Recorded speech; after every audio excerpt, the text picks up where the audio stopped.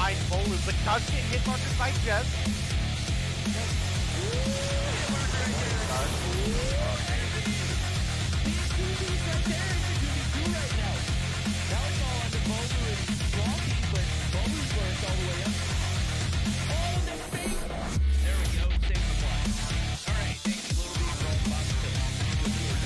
They're now all tied up 1-1.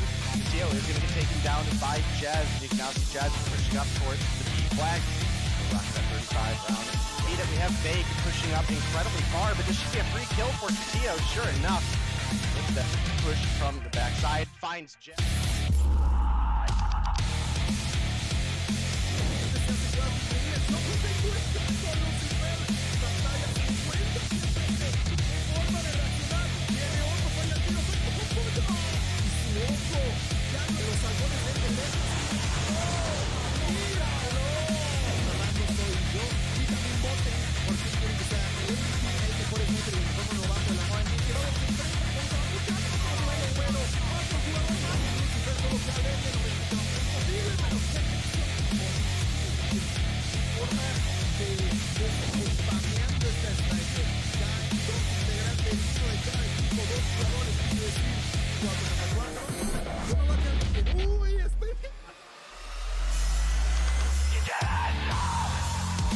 Licença, Tocinha! Pofo! Botão no cofrinho do Limes! Pofo pra cima do Delzinho! Double pofo do craque! Faz clique aí, meu chat! Você tá no YouTube, faz o clique da jogada! Tomara tá! Um som morto. Vou cravar cima, crava esquerda. Tem um, só tem real. Vai ter mais um. Aí tem que botar na cara. Pode ver agora, calma, segura. Sub-Zero, perdendo. Nossa!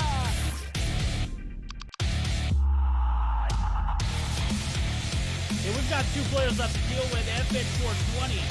Oh my god, Lucky, what the hell was that? Count them out. Can't do it. Lucky is Dark Wizard. You're the only hope here, Dark Wizard. Oh my god. We've got a 2v5 that is a reality. Lydia looking for the shots. Lydia's gonna round the corner. Lydia finds one. Lydia just needs to find Lucky. Doesn't happen. We're going to another round. The most at the moment finds another one. Just an absolute demon. A quick in with the side of Nova. Dave winning 3-1. People see, there is one A now. Marvel misses one, but doesn't miss twice. Out. Oh my. Chris, he's all one. Four. Where you at, homie? I know you're tip to a side on this area, but right now you're just 80 with close. Lucky. Get headshot. Costco, you have the smoke. Get it too, homie. We got a 1v1.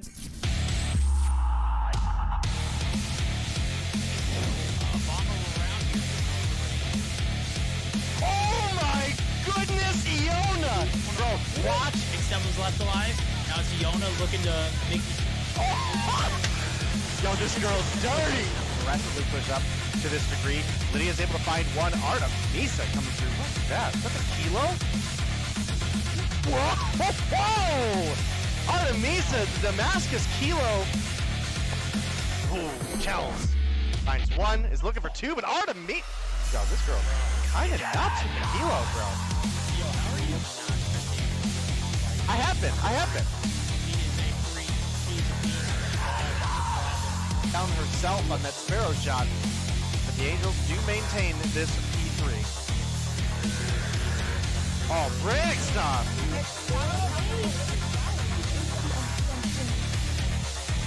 Well, it was looking good for a minute there for the beginning of this round, but it has quickly gone in.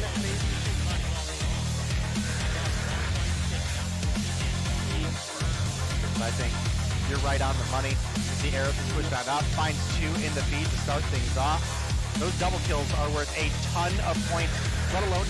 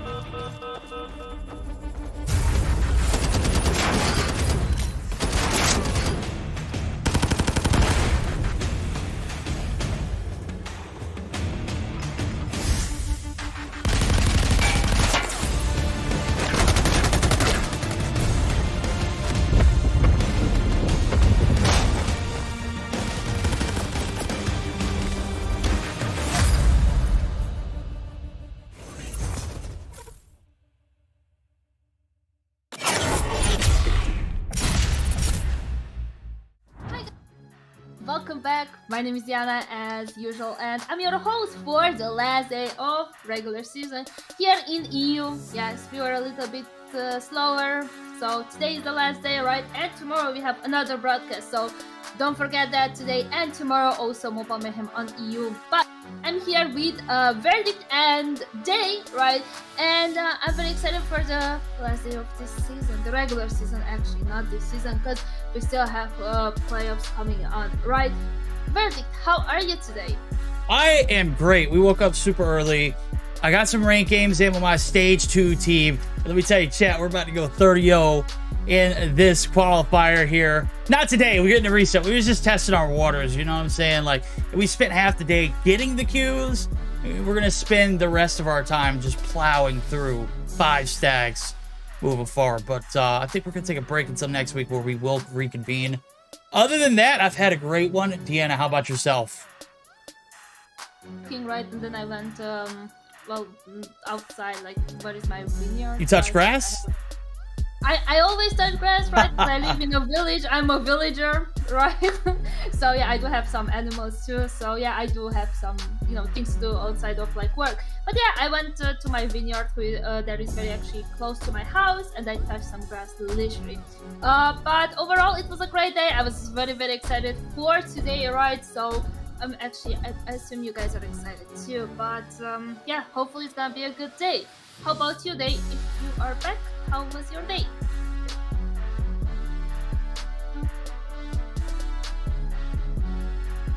I think he might be muted. He might be here, he might not. He's in a VC.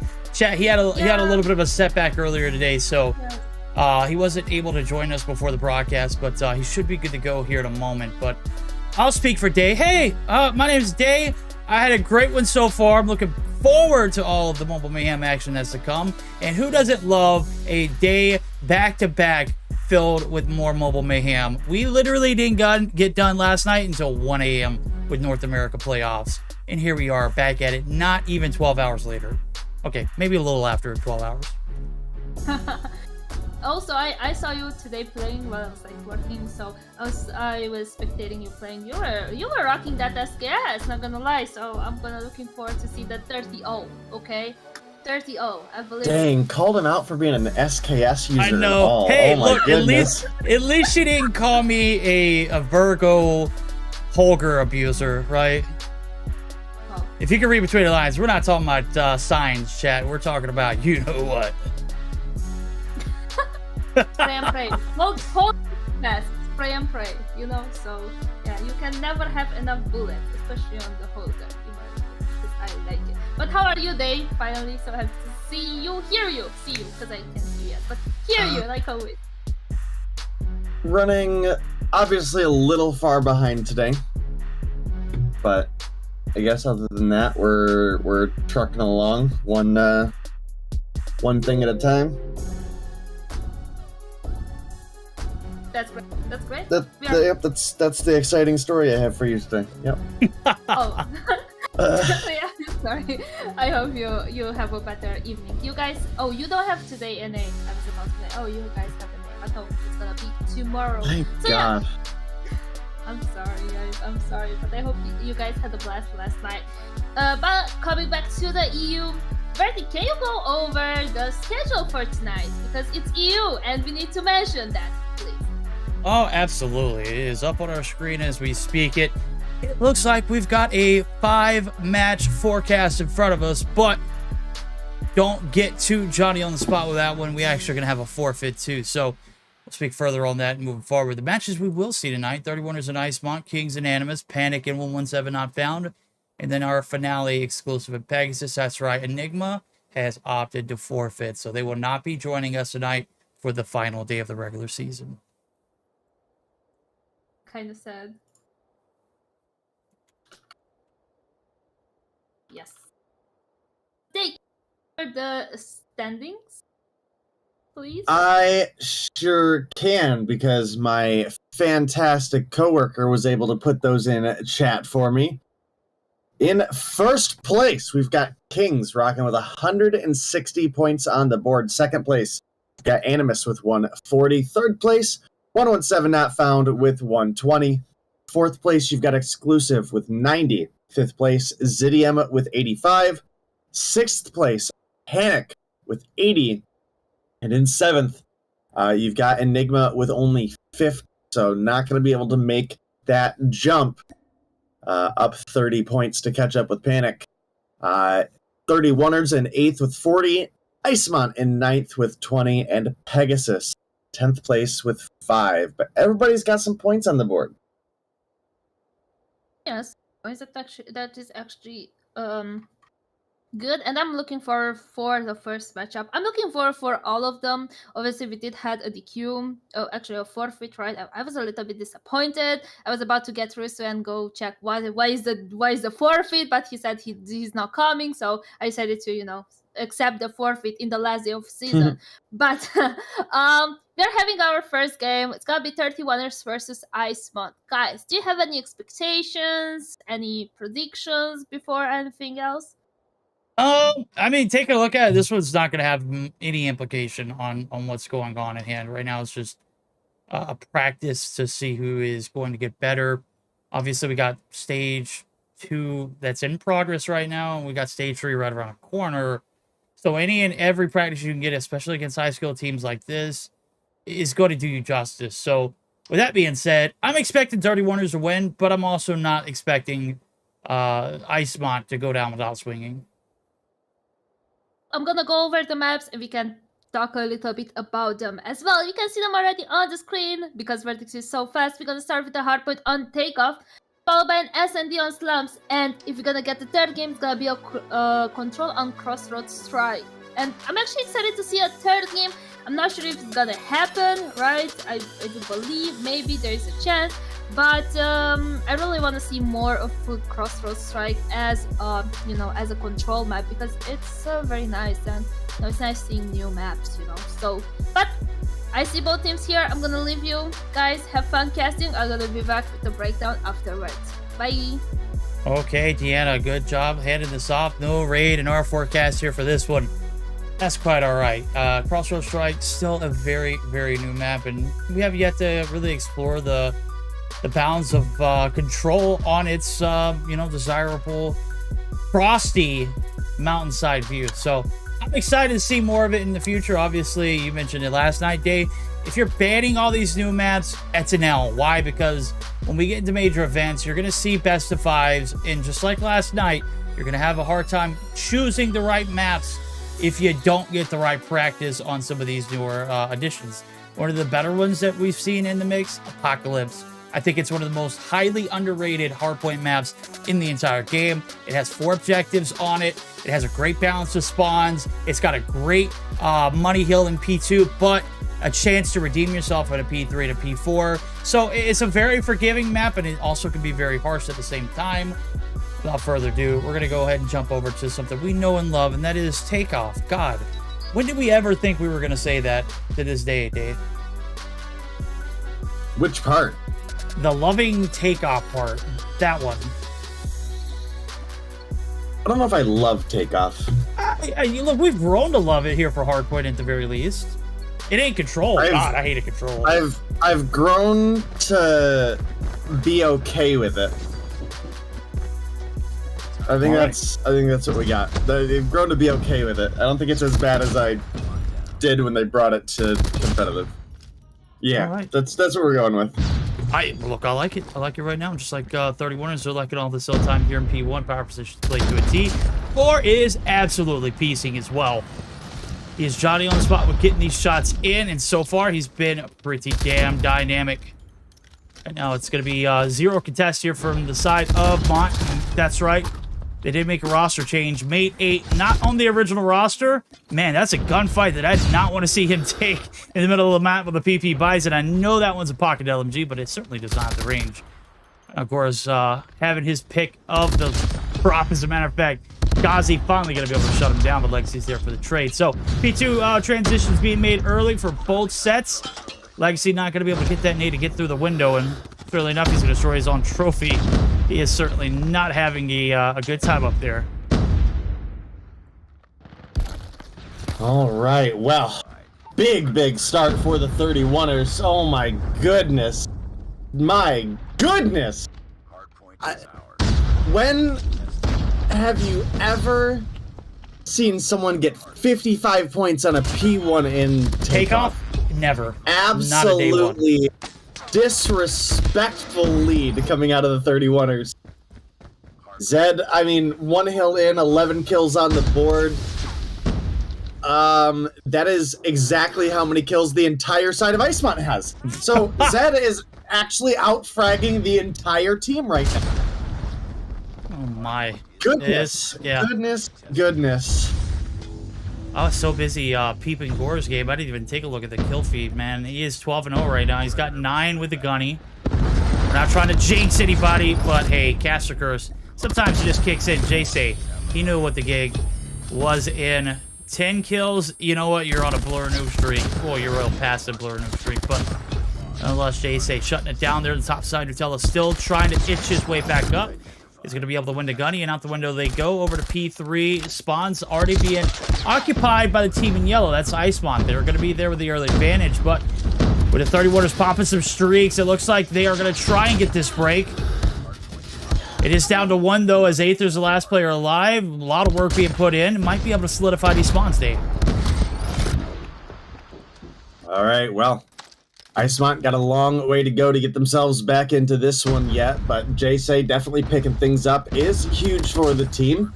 Likewise, Zed has actually slowed down quite a bit, so off to a hot start, but that is there. Looking at it through, just making sure. Does not appear. All right. Yeah, 50-point lead for the side of the 31ers. P3 getting ready to be done. Trickle time coming through, and you can see that the team's already rotated over towards next in the likes of General Gore. You've got Zed there. You've got Nutella over there. You've got Aether making the rotation already. So 31ers just leagues and bounds ahead of Icemont as far as the rotations go right now. Again, they are also slaying out pretty heavily. Someone who kind of came out of nowhere in this matchup for kills is Legacy, who just got a 5 feed? 6 feed? Oh my goodness. Oh, I was actually on board with Ghazi. He's putting in work too. God, man, I'm such a bot. But hey, we all make mistakes, right? It happens. EU, we've seen our fair share of mistakes. We've seen our fair share of ban contraband as well. And I don't know if I, seen it being used, but I do see it attached in the loadout, so hopefully somebody doesn't make that mistake. Nonetheless, it is a lockdown. 135-36. 31ers must be feeling it. Let's go ahead and jump in and see what the vibes are like now for our first listening with the 31ers. Ich bin schon von next. Fronto? Ist ein Job am Limit, jetzt machen wir das. Einer P1, einer P1. P1 jetzt voll. Noch einer Bidon. P1. Okay. Ich geh auf der Bridge, Okay, ja genau. Kann einer Tabielo gehen? Nice, schön. Bidon, Tabret. Tabret dead. Tabret dead. Limit side, Bidon. One point. Oh, lala. Hey, Tabielo, hinter euch. Ist Boosters. Große Boosters. Einer Bidon. Nice. Was waren die? Fucking shit. Noch im Red. Ich spawn auf Red. Ich komme auf Deutschland Point. Ich schaue rechts nicht, ich schaue nicht.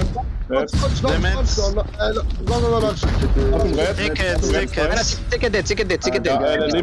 Einer auf Limits. Zwei auf Limits. Einer ist von der Point. Go for next. Ooh la la, the boys over here at the 31ers. God dang, man, I think I've seen 3 different players on double-digit combos. If that ain't scary, bro, I don't know what to say right now. They are having their way with Icemont. This is not a great way to start the day off. Gore gonna be able to find his 11th in defeat. Gets shut down. Nobody able to get past that lucky number 11. And again, on the flip side of things, you've got someone who's not even in double digits. That's Mate, who's making the debut here for Icemont. Very, very tough start.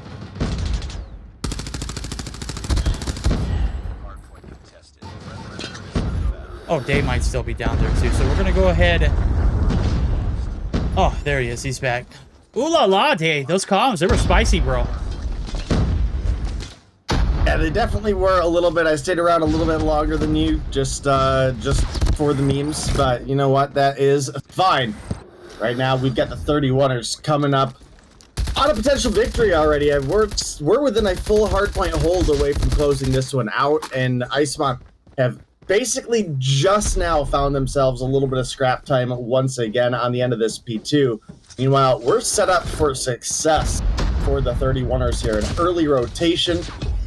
Someone playing that back position, but nobody anchored funds, and I think that's a little bit of an L right there from them. Don't see them necessarily struggling to get back into a position, but I think they were just maybe having a little bit too much fun, you know? Yeah. That's how it works. Yeah, I mean, hey, anchoring in a game like this, if you're up 200 to 89, not necessarily, you know. Obviously, you want to create good habits, especially, you know, in a scene that is always evolving, right? You don't ever want to fall into, like, hey, you know what, this game's a blowout. Let's go ahead and just, you know, have fun with it. You never want to just, like, adopt those bad habits, right? You always want to play like you're going to be playing against the best, regardless of who is on the opposite side of the map. I think that's what makes the best teams the best. Again, though, in a game like this, you can't really say it. I gotta say, we listened to the comms for the 31ers. I'm scared to jump in to listen in with the side of Icemont. I'm gonna be honest with you. I don't know if they're actually doing VCs. I don't think they're actually doing comms, because several times I've seen players just sit in the same spot and farm kills repeatedly and nobody do anything. Yeah, I mean, I kind of feel like Icemont just showed up just because it was, you know, they were scheduled to. Yeah. You know, they're, how to put it not horribly. They're that employee that shows up on the day because they were scheduled, and it's slow, so they just standing around, you know? Yep. I mean, they're not even greeting people at the door right now. Finally, they're starting to kick it into a little bit of gears. Yeah, I'm gonna go find out. Nah, dude, this one's over with. I mean, it's literally 17 seconds. I'm not, we're not doing not salvaging anything but listening there. I literally just, I'm not disgusted, man, but it is a tough and brutal game to watch. And I mean, we knew it was going to be a little brutal off the rip. It's certainly got way worse out of hand. Yeah, they're definitely defeated. They put up a hell of a fight back here towards the end, but I don't know if it's really truly a fight back, or if it's just, as you mentioned it earlier, a little bit of trolling coming out on the left-hand side of our screen. All right, well, 8 points to go, and it looks like it is going to come fairly quick here on this P1 reset. There is going to be the closeout. Nobody able to get their feet on the hill, and that's going to be a big round win for the side of the 31ers. Again, I think they're not really in a position that it makes a difference, though. Yeah, I mean, they're sitting down 40 points from Panic, and today's the last day, so this is a matchup just for the sake of having it, for the fact that they were scheduled, that opportunity to play, that opportunity to practice. But as far as implication goes, there's nothing that changes about this matchup. It's very unfortunate. Let's take a look at the stats. Hey, those stats look good. Left-hand side of screen at the very least. Jay did and tried his heart out, guys. Majin just couldn't get back into the swing of things, and I don't even know what the bottom three look like. Ghazi, God forbid. I just don't know. But 31ers, speaking about Gore, 45-21, a minute 28 on the hill. 3 minutes for 8th, and that's what I'm talking about. OBJ King. Someone get him a crown. I know we got a few extra laid around here somewhere. Let's tell him 32-29. Legacy, he had a hot start. I literally watched Zed, Nutella, not Nutella. Was it Nutella? Maybe it was Nutella. I don't know. Legacy and Gore all go on like 10 sprees at one point with a gunny. I was getting a bit nervous. I thought, for sure, I haven't seen a nuke in EU yet. But if it was going to happen, it could be possible that we see it today. 3 times I saw it throughout the map, and it was kind of made me anxious. All right, well, obviously we're going to continue to roll on here for Europe. We've obviously got some search and destroy action heading your guys' way between the... And I guess the big question there is, are IceMont going to bring their A game, or are they just showing up just to say that they did? Let me... what was our search and destroy we were going into again? It's Slums, right? Mm-hmm. So Slums definitely got some opportunity for some snipers, but also going to be looking for your kind of primary SMGs making those rush plays as well. So we'll see who's going to come out on top here. But it does look like we are waiting on one player to connect to the game, and we'll get you guys rolling. Not sure who it is. Let's contract. Mate 8, Daytel Majin. Who are we missing? Jace. Jace. Thank you, Jace. He's in chat. He said, you're not going to see a nuke, thank God. Yeah, I didn't... Oh, Jace is not playing anymore. It's Daytel. I didn't even see that they had subbed him out. I had the post-action report up on my screen until we rolled. Oh, yeah, Ghazi is playing. That's right. That's right. Yeah, Jace said, no nukes here, verdict. Thank God. Look, bro, I was a little more concerned than I needed to be. But you guys had it under control. Gore, he's got shots under control. Daytel, see you next round, homie. Won't be here in the first. Mate drops early as well. That is 2 for the price of none. Already off to a little bit of a poor start here for IceMont here in game number 2 as well. Oh, wow. Ghazi. God, he stayed alive a lot longer than I anticipated.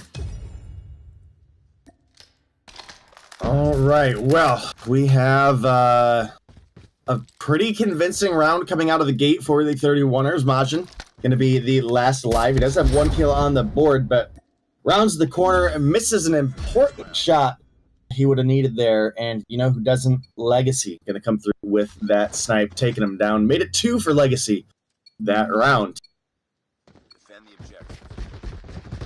And it's currently looking like this one is possibly going to be over in 2, verdict. That is a bold prediction, Cotton.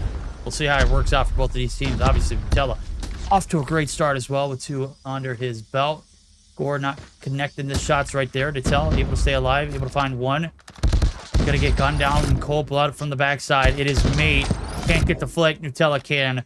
That's 3 to end the round. Oh my God, this one not relatively close off the bat, and Daytel only sitting on 2. He's gonna need it. I mean, if this team wants to win, he's got to drop 16 at least, at the very least, with the rate that we're going. We got 1 kill for Majin, and I mean, look, it's the end of the season.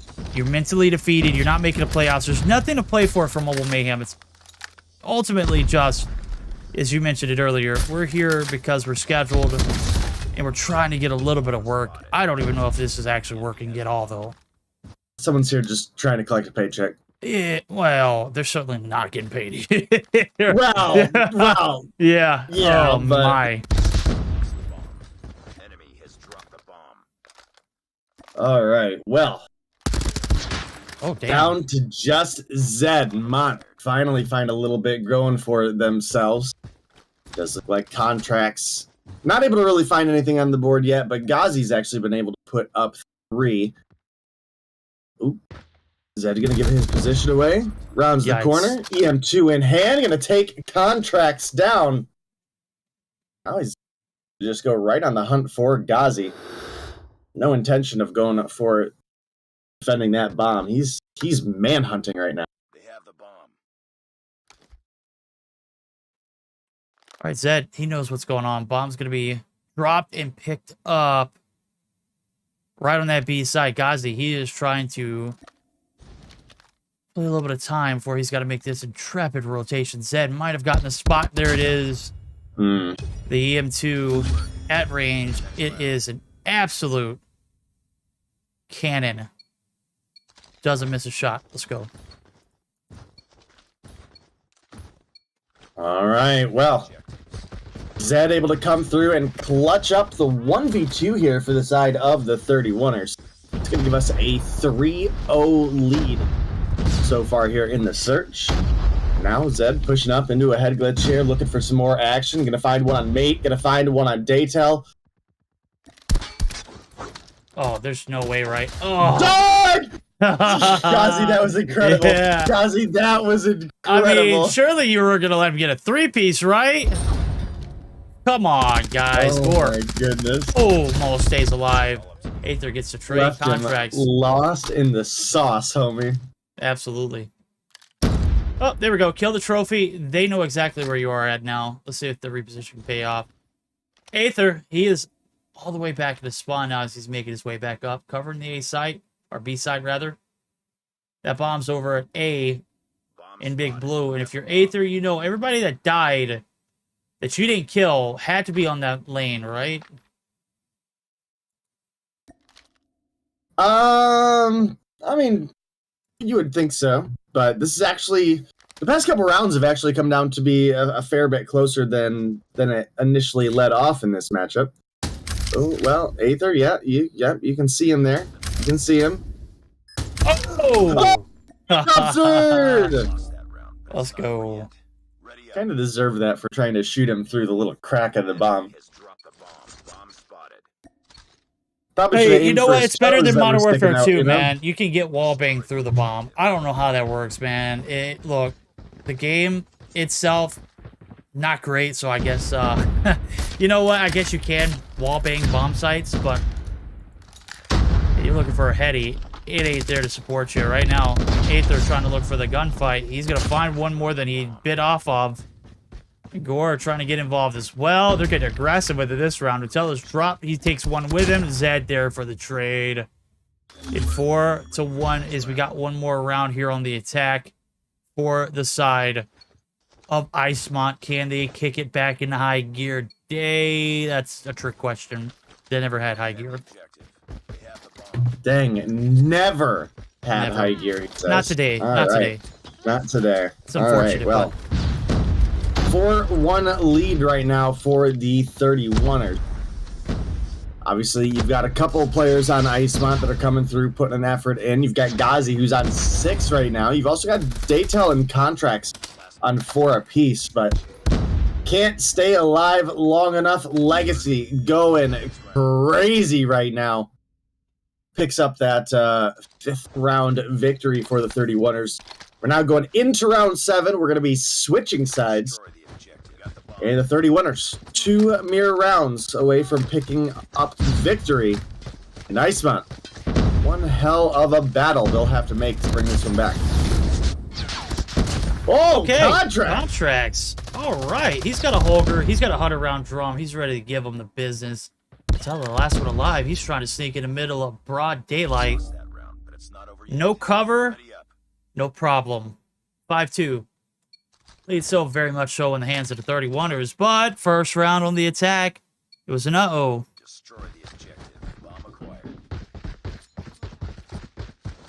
All right, well, kind of a big round for the side of Icemont. Let's see if they can take that momentum and roll with it or anything of the sort. So far, Gazi going to be getting first blood, taking down 2 Aether with the refrag, but Daytel kill on Nutella as well. Find a Legacy 2. That's going to leave Aether in a 1v3. And, well, his position is revealed. Daytel going to get that information. Aggressively pushes up here and picks up the kill. Okay, back-to-back rounds. Icemont holding the defense very, very well. 31ers, where are you at? And we'll go back to that one round where we saw victory come through on the attacking side. That might be the difference maker based off the way the 31ers play. In 2 rounds, not very confident in their decision-making abilities here on the attack. As a matter of fact, they're going to funnel right into the shots again. Utella's going to be able to find 1 tracer in for 1 for 2. Yo, how did Utella get all the way past this this line? He's going to be able to take another with him, but his homies and compadres, they have dropped since in another 1v3. Gore gonna get ear hold. Gazi closing the gap there. Icemont still very much so in this. All right, Icemont not going down without a fight. They're looking, after the comments we made, to extend our day a little bit, make it a little bit longer. They're like, you know what? Bleep these guys. we're winning this one. Okay, I like and you can see pretty heavily that Contracts is putting that effort in as well, along with Ghazi sitting up on 12, top frag of the lobby. Does look like we have some sight onto Legacy, but nobody able to get those last bullets in to finish him. It's going to be Zed opening up with first blood onto Ghazi, so pretty much the biggest pick you could ask for right now. And with Legacy taking down Contracts as well, that could be the end of the round for Mont. The rest of the team has been struggling pretty heavily. Sure enough, continuing to roll that way is looking like the trade's going to come through. Daytel does pick up 2 on the way out, but it's not enough. Not enough indeed. Is it enough to keep the dream alive here in this one? We're on match point. 31ers might be able to end it one swift stroke of this last round. Obviously, they've had their fair share of struggles here on the attacking side, but last round, a prime example of counting the kills before they make the push in. Obviously, baiting their opponents right there in the middle of the grave site. Legacy picking up some good shots there on A, but Contracts. Whoa! The HSO? Hello! I don't think we've seen that one yet to date here in this season. Let's see how much damage he can cause. Look at it. Oh, a hit marker. Oh, baby. Whoa, Nelly Nutella. Oh, my God. Gets dumpstered. Go ahead and pull him to the edge of your yard, chat. We're going to go ahead and dump right there for the city to come pick him up. Yikes. Oh, goodness. Goodness.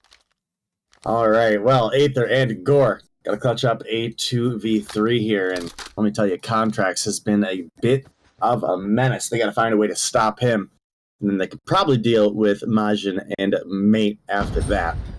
Gore going to find 1 onto Mate. It's going to bring us down to a 2 versus 2, and Contracts definitely just got a audio cue on a player to his left, but Aether going to round the corner and absolutely gives him the business. And this one is possibly going to be over here. Majin going to fall, and it's going to be the end of our search and destroy, and that is going to be the end of Iceman. And the 31. They're gone too, but you know. Damn, why did you even have to say that, man? I thought it was an insinuated. Yo, Day woke up today, chat. Chose violence. Oh my God. Take a look at this one. 31ers. I thought it was funny. I thought it was hilarious, bro. I just didn't, I just wanted to be a little, back and forth with it, right? I thought it was absolutely funny. Yeah, it's the end of the road, chat. They played it out, and I gotta admire them for that. I gotta admit, I love the fact that you guys showed up. That is the least that you can do here in EU.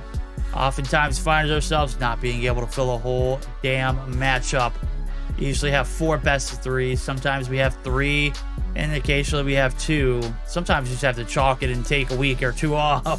EU has certainly had its trials and tribulations, but when they do show up, you get matchups like this, and that's what it's all about. 11 kills on board for Legacy, 10 for Nutella, 9 for Gore. We'll take it back to the host desk. Deanna, talk to us.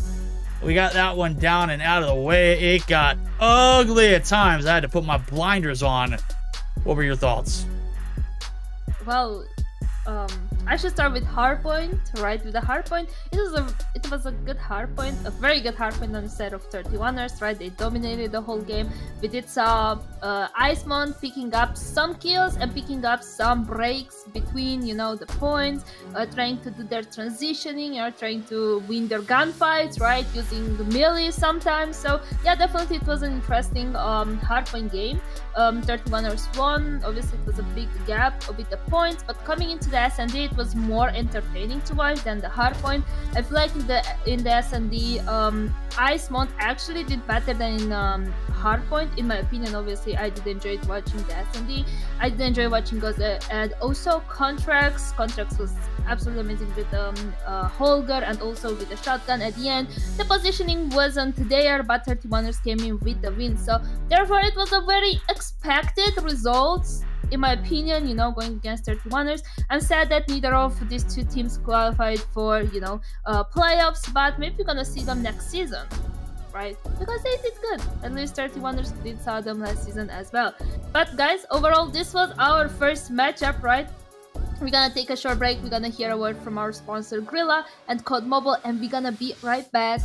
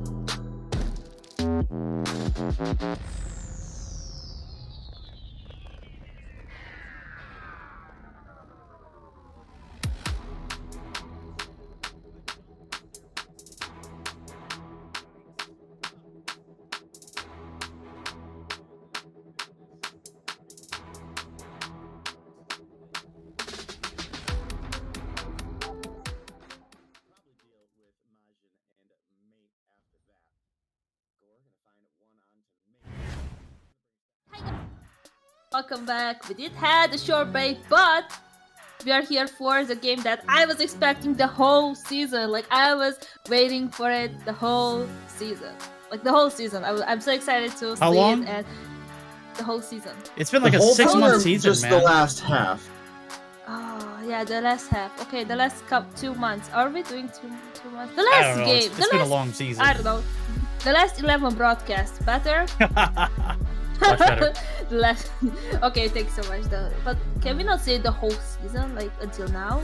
Can I not say Yeah, I that? mean, hey, it's just been so long. I just can't even remember where the season started. I think it was April, and we're like literally almost done with May.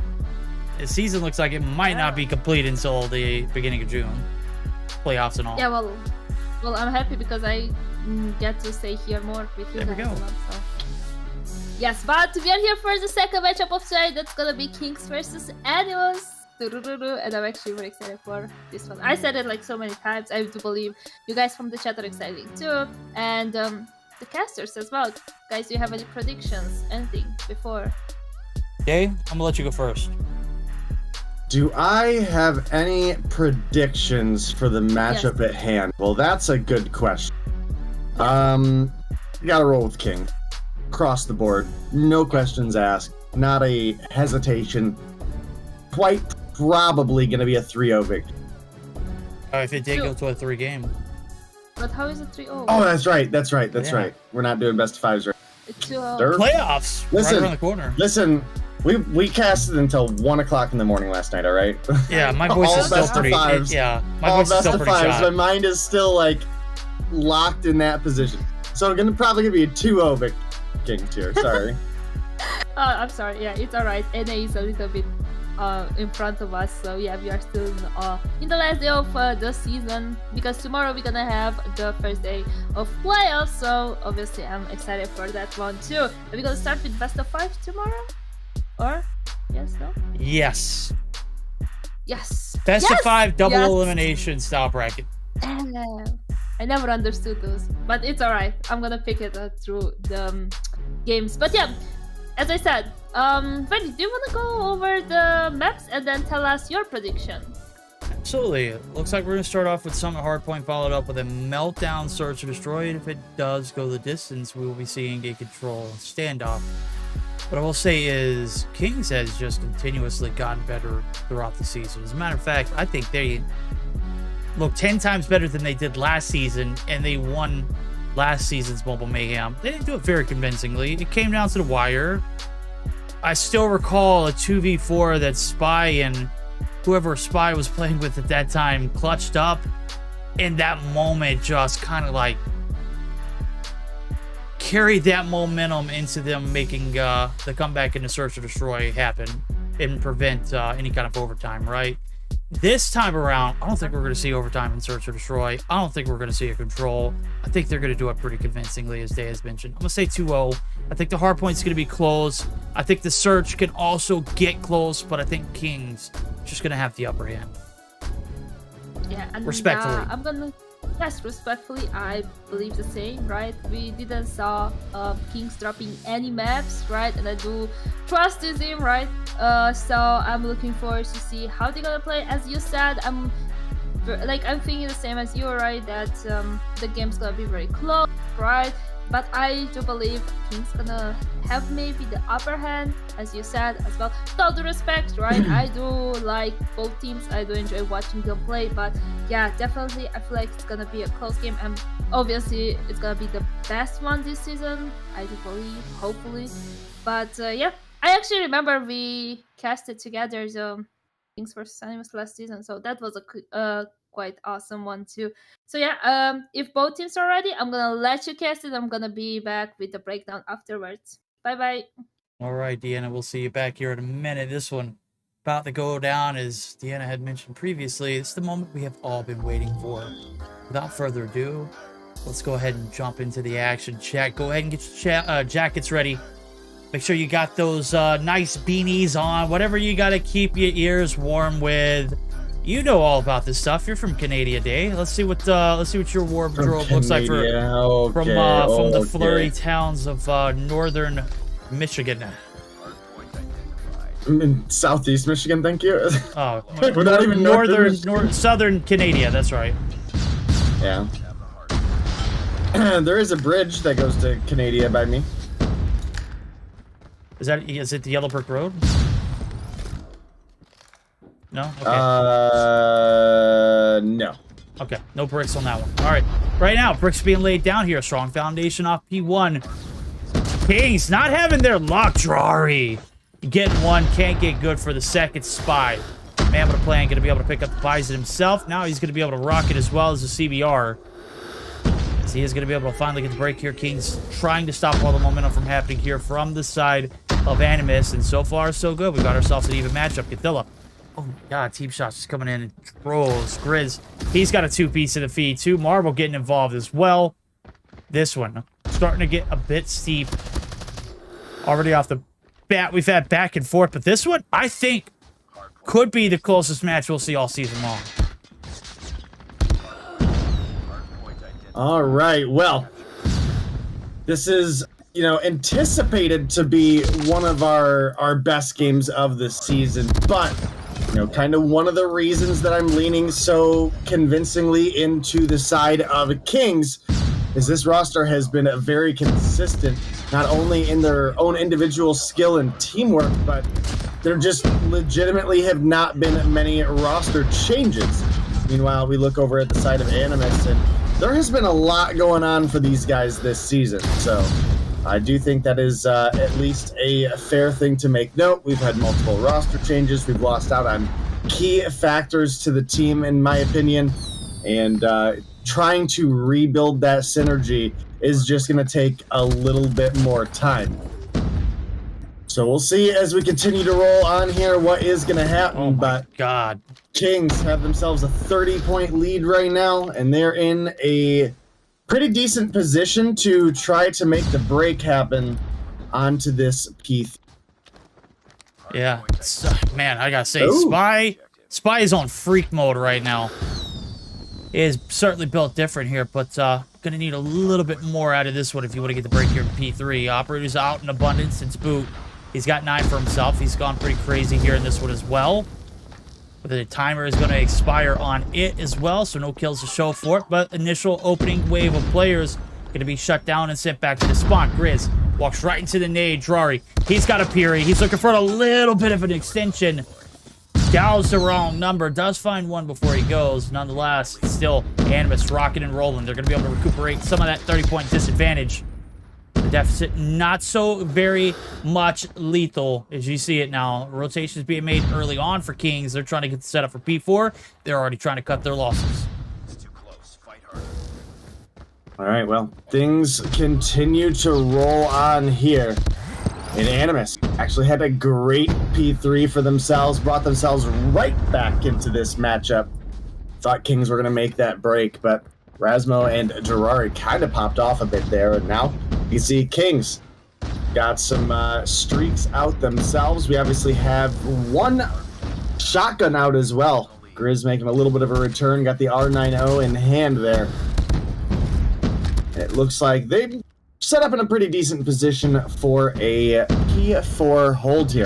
They've once again got themselves the lead. It's only by a point or so got to keep an eye on that. But this P4, I mean, this is locked down like a fortress right now, man. Yeah, they got it ball and chain. This one's wrapped up, cuffed up. And 30 seconds left to go. Still plenty of time to scrap for. If you're Animus, you certainly cannot afford to give up all this time for free. Can't afford to rotate you either. Rasmo trying to buckle up for a hit through the snow.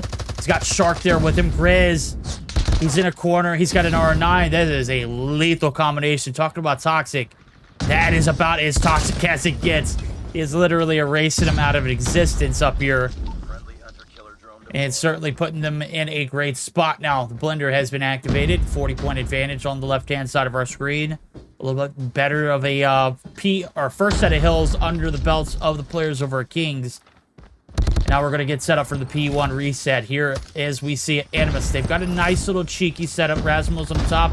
Drari on the respawn boot. He's on the objective. He's got to go ham now. 14 kills on board. 10 seconds down. They've been locking it down as well, Day. Here comes the operators as well.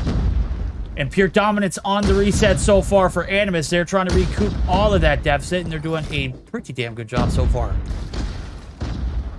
All right, well, things continuing to roll on here, and I gotta say, Animus putting up a great fight right now, keeping themselves in this one. Again, I kind of wonder how some of the more fine-tuned strategies are going to work out for them. Again, a little bit of a hindrance, I want to say, in these roster changes. But right now, they're not making it look too difficult. They do have to find a way to shut down Spy, though. Spy is flat out shredding during this game. Does have a couple streaks in pocket, one of them being a shield turret, so not going to be usable there, but does have the Hunter Killer, and we've seen the value that some Hunter Killers can bring to the table. I think actually, yesterday we saw like maybe 3 or 4 double kills with Hunter Killers? Kind of nutty. It's very nutty. Obviously, you're looking at like trophies being your saving grace. Maybe a little bit of movement as well. I don't know how Inferno got past that player in Rasmo, but he's a little sneaky with it. Nonetheless, the backside spawns are locked down for the time being. Animus still on the prowl. They're going to have to do it from the backside now. As those spawns lock down yet again, this one might be where we see this one get a little stretched out and too far to be obtainable. Riz now hopping the hill. He's got a Fury as well. Putting him in the blender yet again. Incinerating them. Shark, he's got the backline protected for the time being, but he doesn't have the spawns. Go ahead and buckle up for our first hit for the listen-ins. We're going to go ahead and jump in with Animus in hopes that they're able to gather these spawns for P3. Y'en a un qui... Je flash. J'ai spawn out. Jouez safe, c'est Un con, il push le point. Un con. Ah putain, y'a un War Machine à l'intérieur, les gars. Green, Vas-y, go, on y va. Green dead. Nice, go. Connecteur, il push, def, encore un. Low side, on a 2, encore un. Go side. Vas-y, on stack. J'ai spawn. Go back phone, les gars. Je peux pas regarder back phone. Ah, mid lane. Il push con. Deux con. Faites gaffe au spawn, on a les spawns. Mid lane, ça push. Allez, dépôt. Encore un, plus qu'un low, les gars. Deux side. On push. Nice. À droite, les gars. Après push out. Derrière le pilier, go push out. Cliff, net, on push. Push out direct, les gars. Nice, insane. Allez, gagne. Faut qu'on aille spawn, on a pas eu les spawns la dernière fois. Et faut synchro, les gars, je vais smoke. Les gars, serveur, il est low. Ça va encore. Nice. On push ensemble là, dernière. Ok. Faut les envoyer derrière, les gars. Vas-y, finis Rasmo. T-Dom. Attendez, Gris, faites gaffe, Gris, Mid lane dead. Okay, they get the spawns. Had a little bit of a scrappy P3, but nonetheless, they recoup a little bit of that deficit. Now it's the battle uphill as P4 is where we saw things get completely out of hand. Dave, we're going to go ahead and jump in. Let's see if Kings can hold down this rotation. Get him, go let me deep help. Red. Nice. I need help. I'm watching Snow dead. On sides, guys, on sides. I'm trying to watch deep. Deep dead. Vraiment deep, go. Nice, Nice. I spawned deep. I spawned deep. He's going side. There's two on side. There's two on side. One. See them. One is container. He's camping outside. He's flash. Snow, guys, snow. He's container. No, one more. Top side. One more. Full Nice, one more. We need side. We have control. One dead on the side. Get time. Good shit. One deep. Deep. One more new. It's one tap. Absolute severs. Absolute. It's one tap. It's okay. We have control, boys. He's watching. One server still. One bottom, one top. His cages. Dry his cages. Top. Top construction to hop up tower. Top construction hop up tower. Top construction hop up tower. Okay. Yeah. Top. Okay, there they extend it 231 to 194. Still a very close game indeed. Drory now trying to pop the hill. He's going to go ahead and pop the Apiri as well. And can he keep the dreams alive here? It looks like it's going to be good for so far. 32 on board for the man himself. And a little bit of bad blood in this series. Two former teammates on the left-hand side of the screen. Grizz and Marvel having very, very great games here against their former team. Love to see it. Love to see the rivalry build up. Love to see this one come down to the wire. Grizz looking to shut it down. Drory has the answer back. Doesn't even take a single purifier shot. And certainly this one could be over with here. We'll see if Animus can get to the point now to contest. All right, well, Animus trying their hardest to keep in this game, but it's looking like Kings have found a way to inch on through. Only 4 points to go. Animus, however, if they get a good hold on this P2, I mean, we're within a single hardpoint hold of them closing out as well, but the kills starting to trade through. You got multiple Animus bodies stacked on the hill, but it don't matter because Spy is just on one this game. Yathelia, however, going to come through with a quad, managing to stop the Kings just 2 points away from victory. Now, here comes Spy looking for the action. Oh! Can't quite find the gunfights.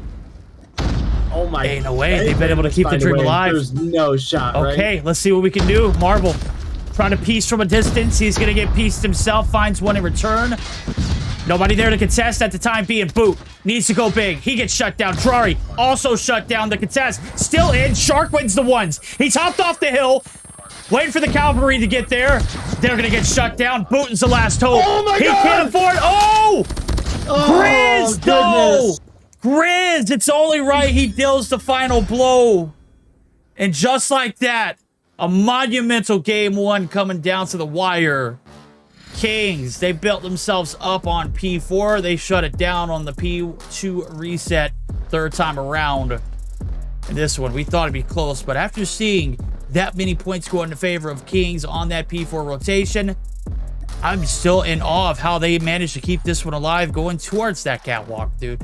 This one, certainly epic. We're gonna have to rewatch it. Spy, man, he don't have any bad blood in this series, man. He's just absolutely a bad man himself. 40 and 25, a minute 48 on the hill. Only one that tops him in the objective is Grizz. And I mentioned he's got an R9 and he's got a priority to just take down every Animus player in his path. And he did a damn good job of doing it. Fortunately for Animus, they come up short. A 13-point deficit, man, a lot closer than we anticipated. I mean, I figured it was going to be a close fight. I didn't think these guys were just going to get, you know, absolutely blown out of the water. But, you know, there's definitely some moments there where maybe a roster that's been together a little bit longer might have had some better rotations, might have had some better success there. So I'm gonna stick with what I said, and you know what? That's just gonna have to be that. And Animus, they put up a great fight during that hard point. They did fall a little bit shy to King. 13 points, man. They almost had it. Yeah, they almost had it. Yeah. God, you gotta think, like, maybe you have a little bit better of luck of breaking those P4s. I mean, I don't know, man. P1s were... Oh, I don't think I've ever seen a team be that consistent on P1s. They got at least 20 seconds off the first go. Maybe it's a little shy of 20 seconds. The second time around, that's when they really started to gain a little bit of momentum. And, you know, the third time around, they kept the dream alive, making the rotation happen over to P2 as well. And that's where we saw it all. And what I will also note is, and I don't ever want to be the guy to cast or curse, but I do also want to point out the facts. If we do see Kings win this series 2-0, It will indeed be the very first time any team from EU has gone absolutely undefeated in the regular season. We haven't even seen that happen. Have we had that happen in North America? No, 0 maps dropped so far, and this information, of course, being relayed to me by the one and only Zem. Obviously, he keeps track of that kind of stuff. We do as well. We're just not as organized. Definitely got to give him a shout out for bringing that to light. I don't recall ever having one in EU, ever. I don't think I've been cast in North America long enough to speak on it, but I don't think we have seen one in North America either. I don't think so. I don't think so, because I don't think I've ever seen a 180-point score line in Mobile Mayhem. So that sounds accurate. Okay. All right. Love to see it. Let's see if Kings has what it takes to finish him out. This Animus, well known beforehand as being one of the best search and destroy teams in all of Europe. And historically speaking, previous seasons of Mobile Mayhem. However, last season, they sold the bag in, I believe, both of the 2 of the SEDs that we saw in the grand finals just against this team. Obviously, things have changed a little bit. Rosters have, rotated. We've slid players in and we slid players out. We've introduced new ones as well. None to the scene that are new, just some to this rivalry that's building up, and it has certainly been a tremendous ride so far. So, Kings, can you do the impossible? Animus, can you ruin their days? That is my question.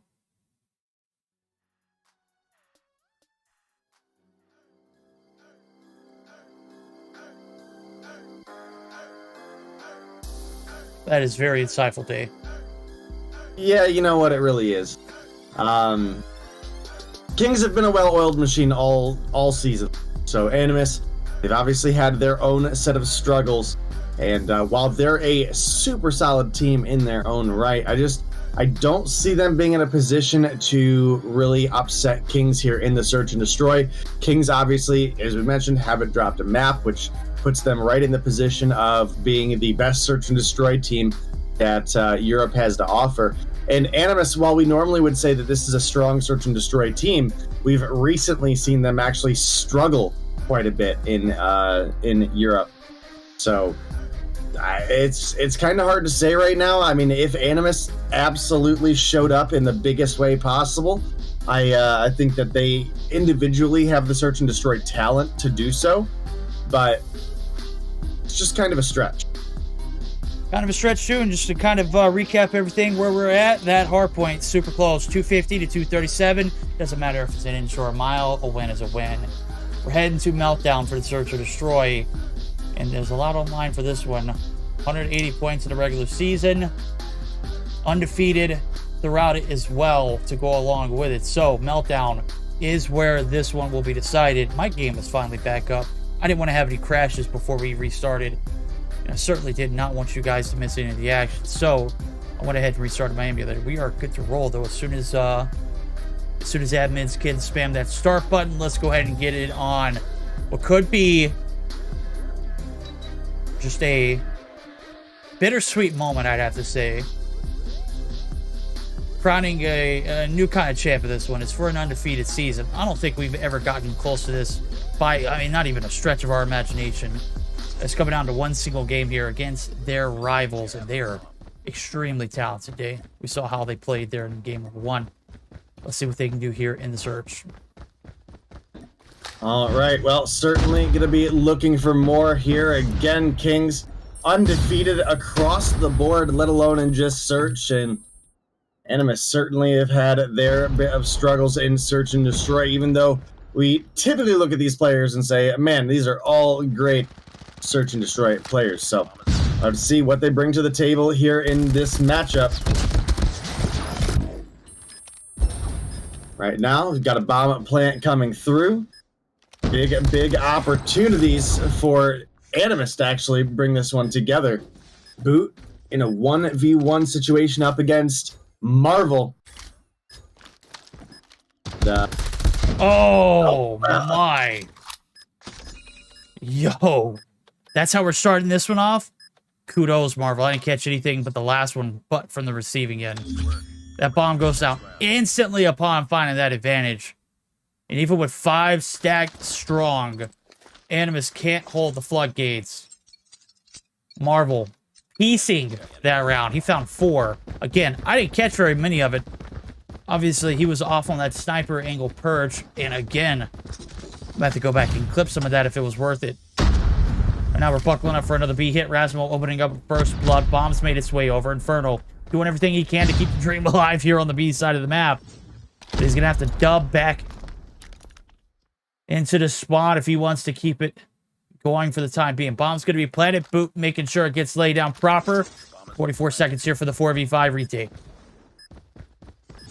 All right, well, right now, Marvel going to open up with one onto Rasmo. Boot is here for the refrag onto Spy, and I got to say, Spy has been on it today, so kind of a big pick to shut him down early there. I'm going to jump over on a board with Inferno, though, and as I say that, look at that, picks up the kill on Girari, rocking the MK2. I think it is a little bit trolly and a little bit disrespectful, but, you know, this is also something he just uses in rank to be trolly and disrespectful, so is what it is. Oh, Marvel. My guy, I have to go back. I know that first round you hit some clip-worthy material. I'm going to have to see what you had cooking, man, because I watched that second round. You only got 2. You got a 50 on Girari, who ultimately fell, but the flick on that last kill before you died, you nasty.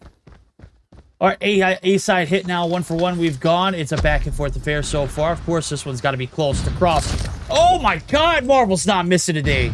Even through the smoke. 2 in return, though. Ray going to be able to get involved as well. Here comes the push. Girari shutting him down there. And that's going to open the floodgates for a plant. Inferno's the last one alive. He doesn't have that troll MK2 loadout this time. He does have someone trolling right here. Rasmo, homie, what are you doing? Trying to get into a better position. Well, Inferno is in position to take you down. He's got an LK. Let's see what he can do with a dick.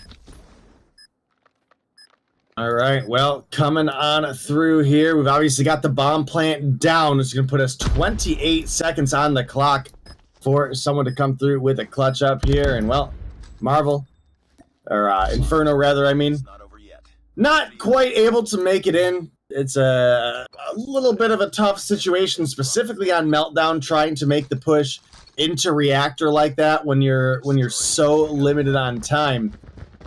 Well, he isn't afforded the ability to take his time, and that's going to be a round of victory coming through for the side of Animus. Gotta say they're off to a great start here for the search and destroy. Continuing to roll through, it's going to be Inferno opening up with a kill onto Girari there.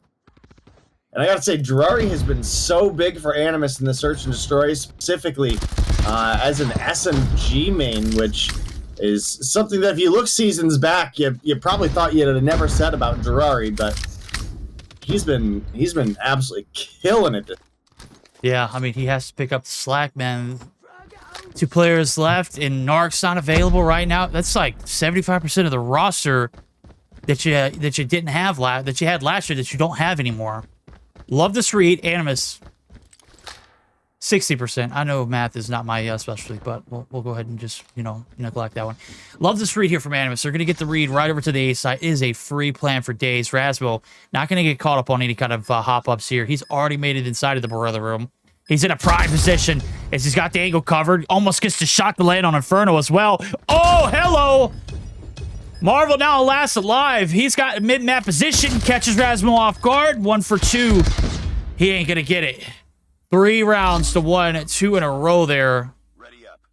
And Animus looking pretty damn good here on the back burners. Or is that 3 in a row? That's 3 in a row. Okay. It certainly changed the narrative as well. Animus starting off very, very strongly here in the search or destroy.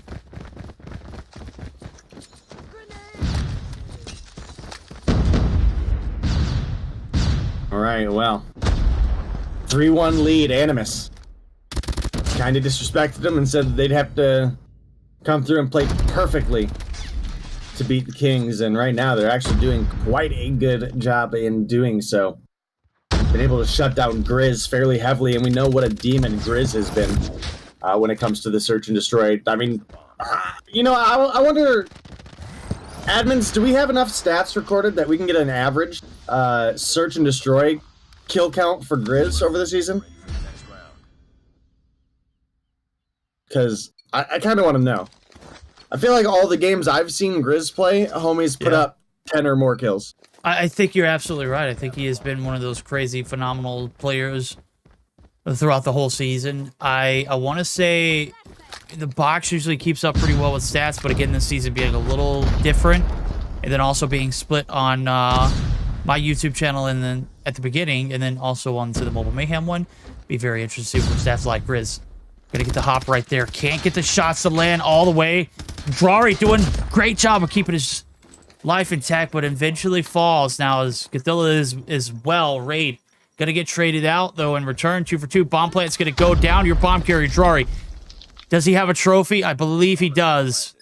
Nade's not gonna hit him there. Bomb is 100% gonna be laid down. We've got ourselves a clean one here, 3v3 style. Marvel's still alive. Grizz is as well. And Spy, we know how much of a demon he is. Gotta win his ones, though. Sharks in the water. He is going to be swimming all day long.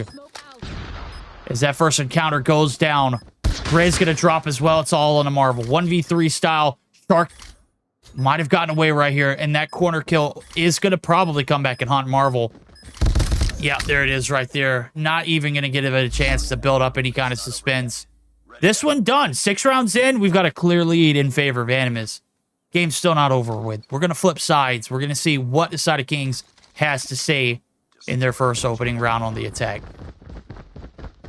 Well, we'll certainly have to see, because I did not expect Animus to come through with the search and destroy victory, and right now they're in a pretty decent position to do so. I mean, they're looking at only 3 more rounds you got to find, and you get to go on to the defense here. So that could be kind of huge for them. And I mean, how many seconds was that round? It's just not a lot. I mean, you blinked and it was over. Listen, I can't wait to fry Zim. No. Remember, we were given permission. We were. Like, hey, they're trolling. If we drop a single map this game, you can fry us. It was encouraged, chat. It was. Right now, we're encouraging Kings to put their best foot forward. They have not been very, very consistent here in this search and destroy. Grizz gonna be good for the first. Gonna find a second. Takes one with him. Rasmo gonna be able to piece him off there. Bomb's gonna go down in the midst of that. Shark's gonna be able to find one as well. And we've got ourselves a 3v3. Oh, Rasmo. Good for one. Here comes the peek there from Raid. He's gonna deal the pressure as he's finally starting to come alive in the later portions of this game. They got to do a better job of protecting this bomb site. Marvel on the prowl. Shark, one shot. Can't get the job done. Boot right around the corner. Going to get shots on one. Here comes the hit from the middle of the map. Shark, is he going to be good for it? It does look like Marvel is still one shot. And he has done a great job of keeping his life for this long. Marvel, what can you do? Shark opting to hop the bomb. Prozone fake, he says. He's going to have to take the gunny. Time, not his friend, and neither is Marvel. That ship is sailed, chat. The clutch coming through. Marvel not selling the bag this time. Not selling the bag this time. All right. Well, got a huge play out of the side of Kings to close the gap a little bit, but we still got quite a ways to go. Got to find 2 more just to tie things up, let alone to actually take the advantage and get yourself a win here in this matchup. And I got to say, Grizz was off to a little bit of a slow start, but he's starting to obviously get rolling here. And if you're an Animus fan, or if you're on the side of Animus, probably shouldn't be too happy about that, because Grizz can be a little overly cracked when it comes to search and destroy. Marvel going to take down Jirari Gathia here for a refrag, taking down Spy. Gonna leave us in a 3v3, but Inferno, perfect sights there. Gonna take down Rasmo as well, and might find Gathelia here as well. Little too low for that challenge there in the corner, Gathelia. But now, Shark, 1v3 situation, and he is revealed. The bomb has been planted. Okay. Shark down 1v3. 30 seconds. Here comes the hit. He's got one on the bomb there is Marvel, who has been flawless here in the later game and the beginning as well. Inferno not going to give up much ground here in the middle of the map there. The generator's locked down. Shark's got to improvise. Where is he going to go? There's not very many avenues to that bomb site. And surely enough, he is going to be dead to rights, top side of the generators. 4-5, bridge. Or gap B and bridge. Now, we've got ourselves a game. It's got an interesting day. Kings still not in control. They have not been since the very first round. They might be able to tie it up here in the next, though. All right. Well, a single round separates these teams. And another quick one out the gate in 20 seconds. We've got only one player alive for the side of Kings. That's going to be Spy. Wow. Gets gunned down by Jirari. My goodness. Animus. Not expecting this search and destroy performance, but they have largely brought things together. I mean, Sharks on 12. You've got Rasmo and Jirari on 9. Delia on 7. Boot on 5. Look over at the opposition. You got Marvel.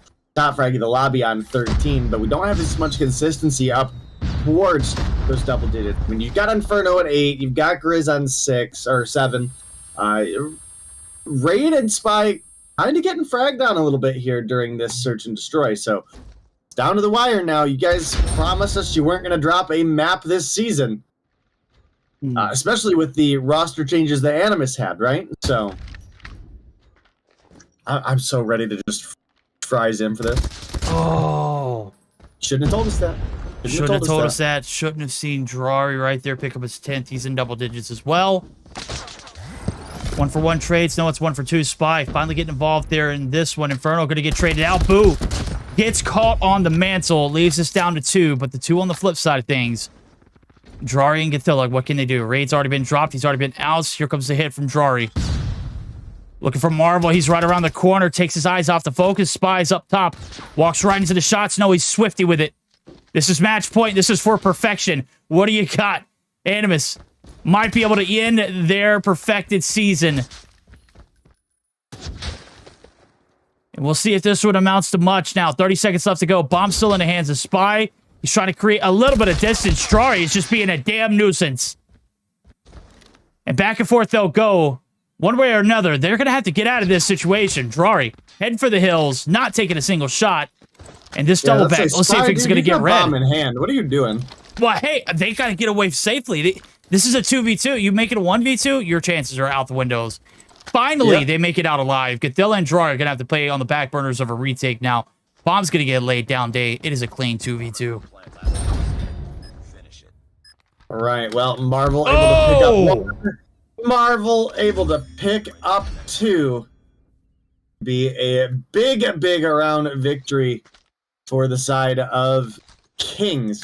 They managed to hang on for another round here. Now, obviously, they've still got to get themselves in a much better position than they currently sit, because right now, Animus can still end things with no OT. So Kings need one more round to get themselves a little bit of a safety net, and that's not the position that we expected them to be in. So we'll see as we continue to roll forward what is going to happen. But right now, you got 2 opening picks for the side of Animus.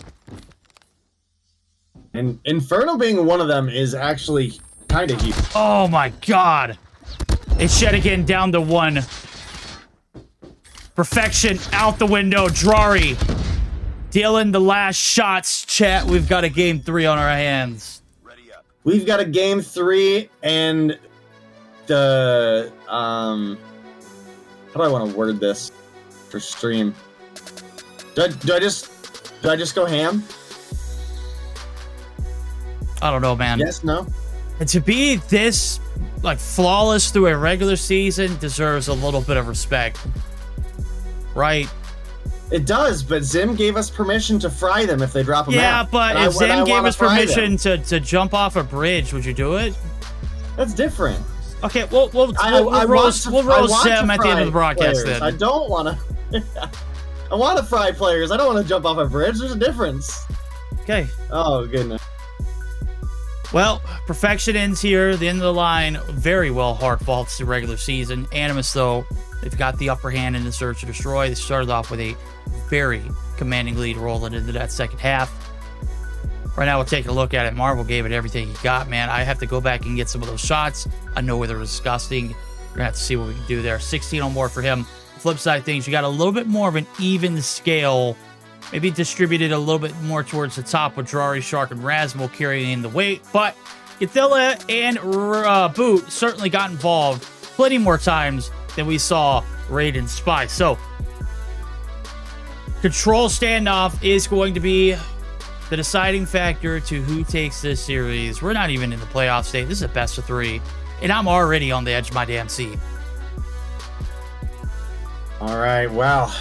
Animus, hell of a search and destroy performance.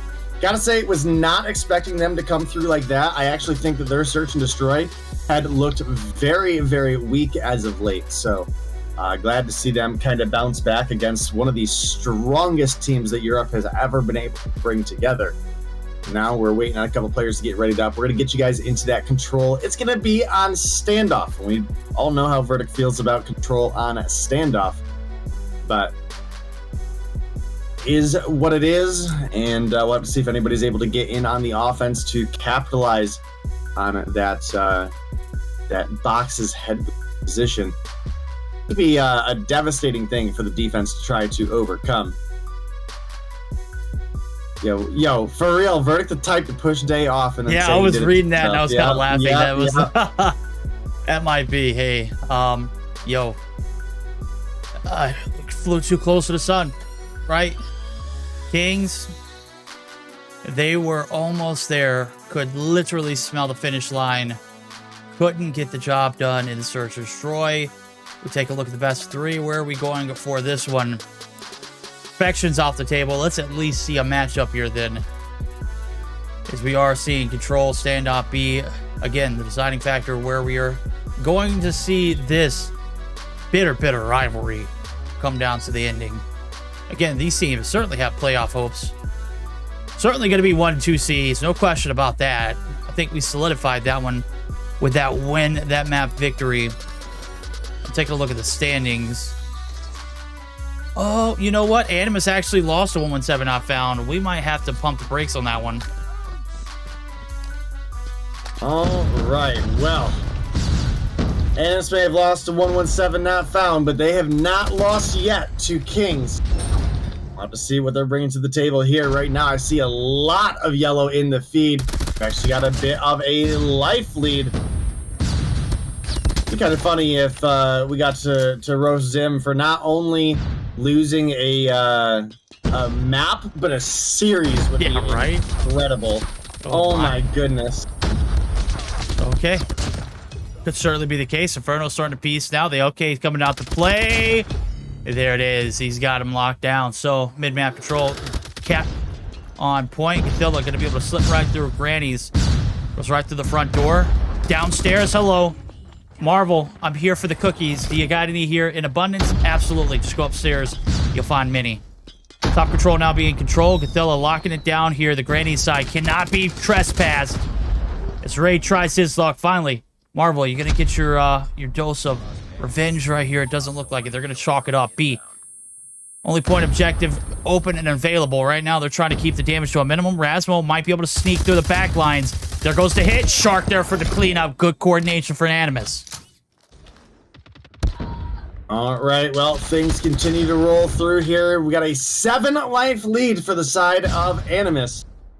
And that could be a great position for them to be in a Game 3 control on a standoff. Obviously, they are on the offense, and we talked about how the offense can have a little bit of an advantage with that box's head glitch, and right now they're in a position where they can afford to push and try to assert their dominance into that position as well. So we'll see as things keep rolling what's going to come of that. Grizz pick up one on the Shark there, and they're starting to narrow that gap a little bit. So big plays coming out of the side of Kings, and that's going to tie things up. Oh, what a comeback here for the side of King. Oh, Grizz up top too. Blue absolutely locked down. That gun is not wallbang though. And Godzilla going to be able to shut him down. He's going to be able to pick up his gun as well, but it's a 3v5. They are dead to rights in the spawns. Jari's the only one with a little bit of map control, but he's already being out. Gonna have to double back. They got the back alley now to look forward to. And certainly nobody here to hold off this push. Grizz trying to redirect to so is Raid. Raid gonna get dropped. Grizz looking for the cleanup. He's got 2. Can he get 3? No. Shark still alive. 30 seconds left to go. 1v3 up for grabs. And it'd be certainly a miracle. Obviously, Grizz taking down 1 was big. Not only did he do that, he took down a second as well. Now, Shark, location's already been called out. Threshold's already been cooked. Inferno right here on the inside. Here comes the hit. He's got to go. Oh, Inferno. Can't win the gunny. Dream still alive. Sparrow out to play. 14 seconds left to go on the clock. He's got to find 2 before he goes. Here comes it. Both of them. Ain't no way. No trophies on the box. 1 good shot, the Sparrow. Gotta be the biggest buff this past season. And certainly having a big impact here. 11 on board for Shark. The 1v3 clutch. Technically a 1v4 since he got Grizz, right? Yikes. Oh my god. Wow, that's pain and suffering if you are a Kings fan there, but off to another lead for the side of Animus as they're filling up the feed.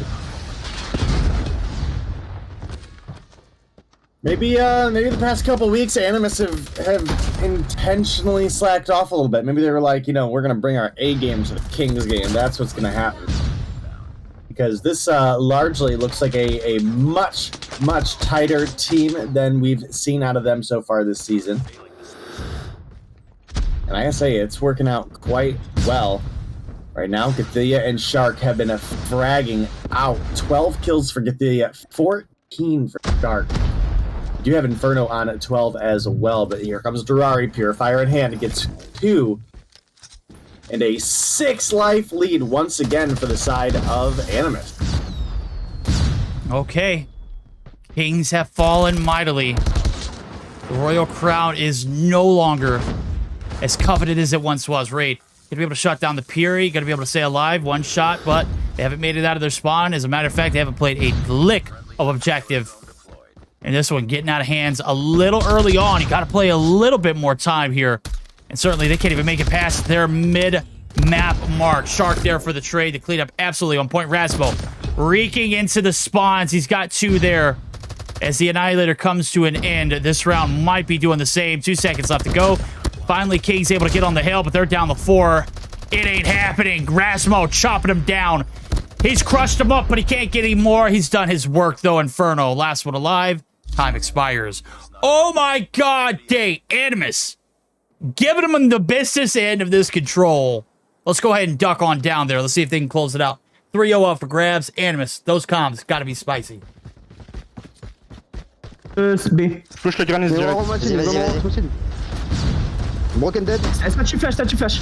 Ça push back alley, les gars. Bot en granit, top granit, c'est un HP. Il pique. Un tracteur. Tracteur qui spawn blue barrel. Blue barrel. Insane. Blue barrel, ouais. Statue encore. Statue Top dead. Top granit. Sparrow, top granit. Ça se trap. Il y en a un blue barrel, les gars. Purifier. Jouez fondis sur blue barrel. Bottom blue. Purifier, top blue. Granny toujours, les gars, Granny toujours. Back blue, purifier. Back blue, purifier. Il back blue Ferme les streaks. On joue focus kill, on est en retard. Tableau low. Un spawn kill, On se fait spawn kill, les gars, tank. Nice, vas-y, go, on bloque. Tableau, un HP, tableau. Il a jump proof. Tableau dead. Allez, come on, focus. Un tracteur. On garde les opérateurs. Gardez tout. On les garde pour défense. Ah, y'a un mec, broken. On joue les kills, les gars, jouez slow. Ouais, venez, on joue des kills, on peut remonter, les gars. Bottom Granny. On give. Encore un broken. Bottom granny, Vas-y, on give, les gars, on give. Slow boot. Okay, still a very much so doable round, but as the time just ticks away as well as the lies dropping, looking a little less doable as the moment is they got crushed up in the beginning of this round. Couldn't make it out of the spawn. That one was activated relatively early on. Kings keeping the dream alive here. As a matter of fact, doing it pretty dominantly too.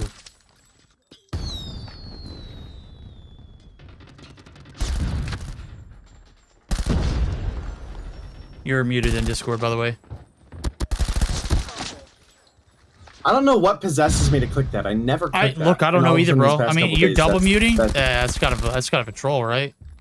Yeah, I mean, I don't know, man. Yeah, Kings finally get a grip here in the control, and that was a dominating performance. Plus 17 kills, or lives rather, on the board. Does look like. Oh man, does look like Animus maybe slowing down a little bit here. Obviously, Shark was off to a great start. Drari is off to a great start, but you've got multiple players on the side of Kings starting to open things up. Does look like 2-for-1 trade off the start. Raid probably shouldn't have got that second kill, but does anyway. GG. Don't even start that, bro. Don't even start Kings it. lose. Nope. DQ. Raid used his shield turret. What? Yep. It's next to the statue. Yikes. Look at the That's map. toxic.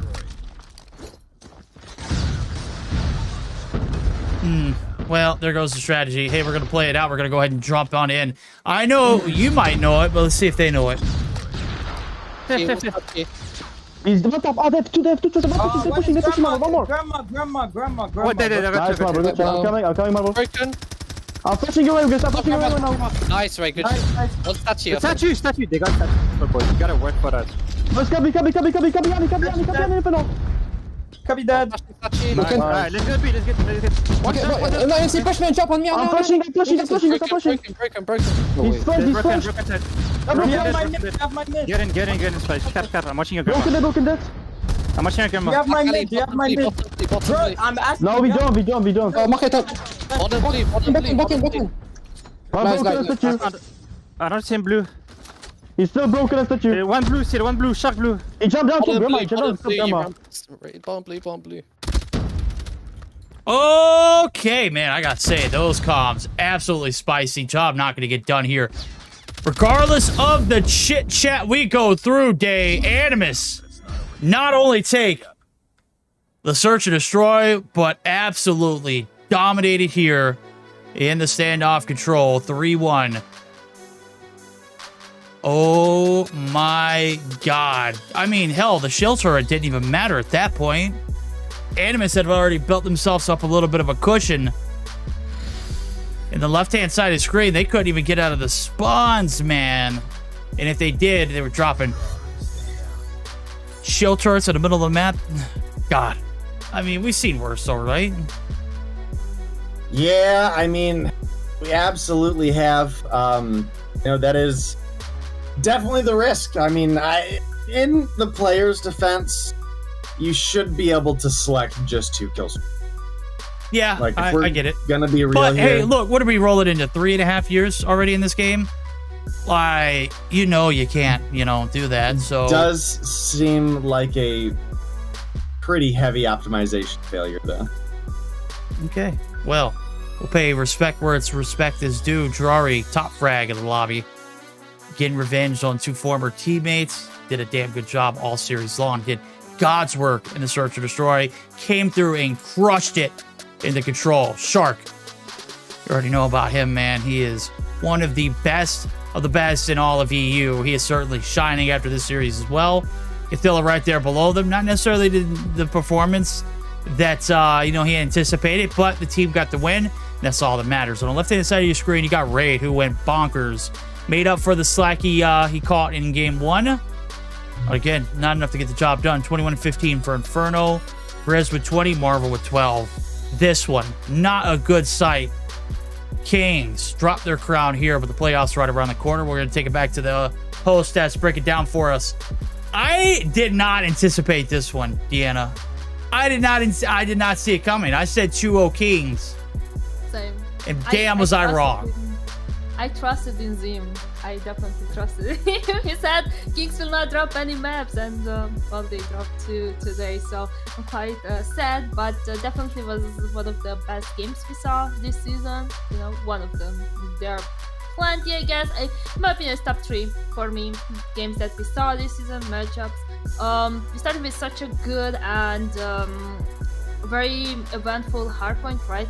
We had the side on for Kings, right? There were like dominating, especially in the first set of kills. You know, they were all over the point. They were getting the kills, they were getting the score streaks, building up their operators as well, right? And I wanted to ask you, Verdict, what do you think was, or maybe how Animus should have approached that P4? Because we were, well, you mentioned the P4 that actually was a little bit spoiled. Yeah. So how do you think they could have approached that? I mean, they struggled a lot on P3, and when you're struggling to keep that last little bit of trickle time, it's hard to make a transition.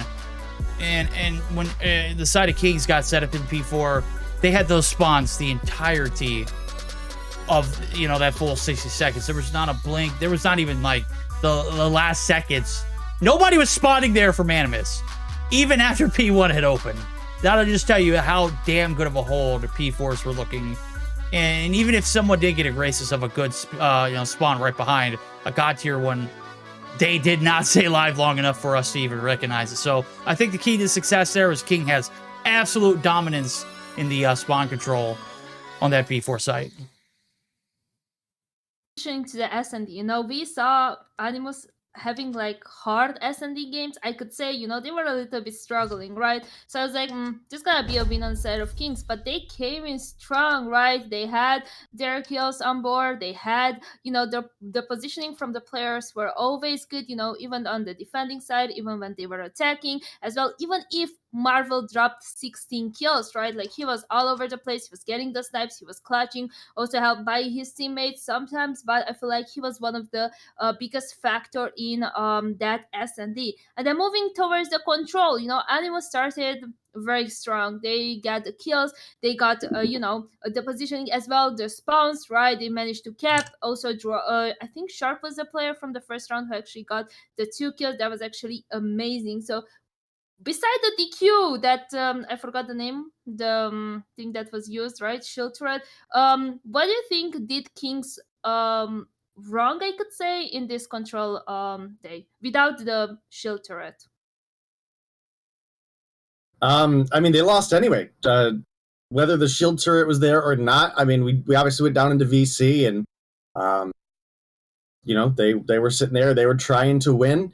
I stayed a little bit later than at least Verdict. I don't know if I stayed a little bit later than you, but Zim did know that that Raid had used the shield turret and mentioned, no, guys, it's all right. You know, we DQ'd. We accidentally used shield turret. So I mean, they didn't even bring that up at the time. They just kept pushing, and Animus.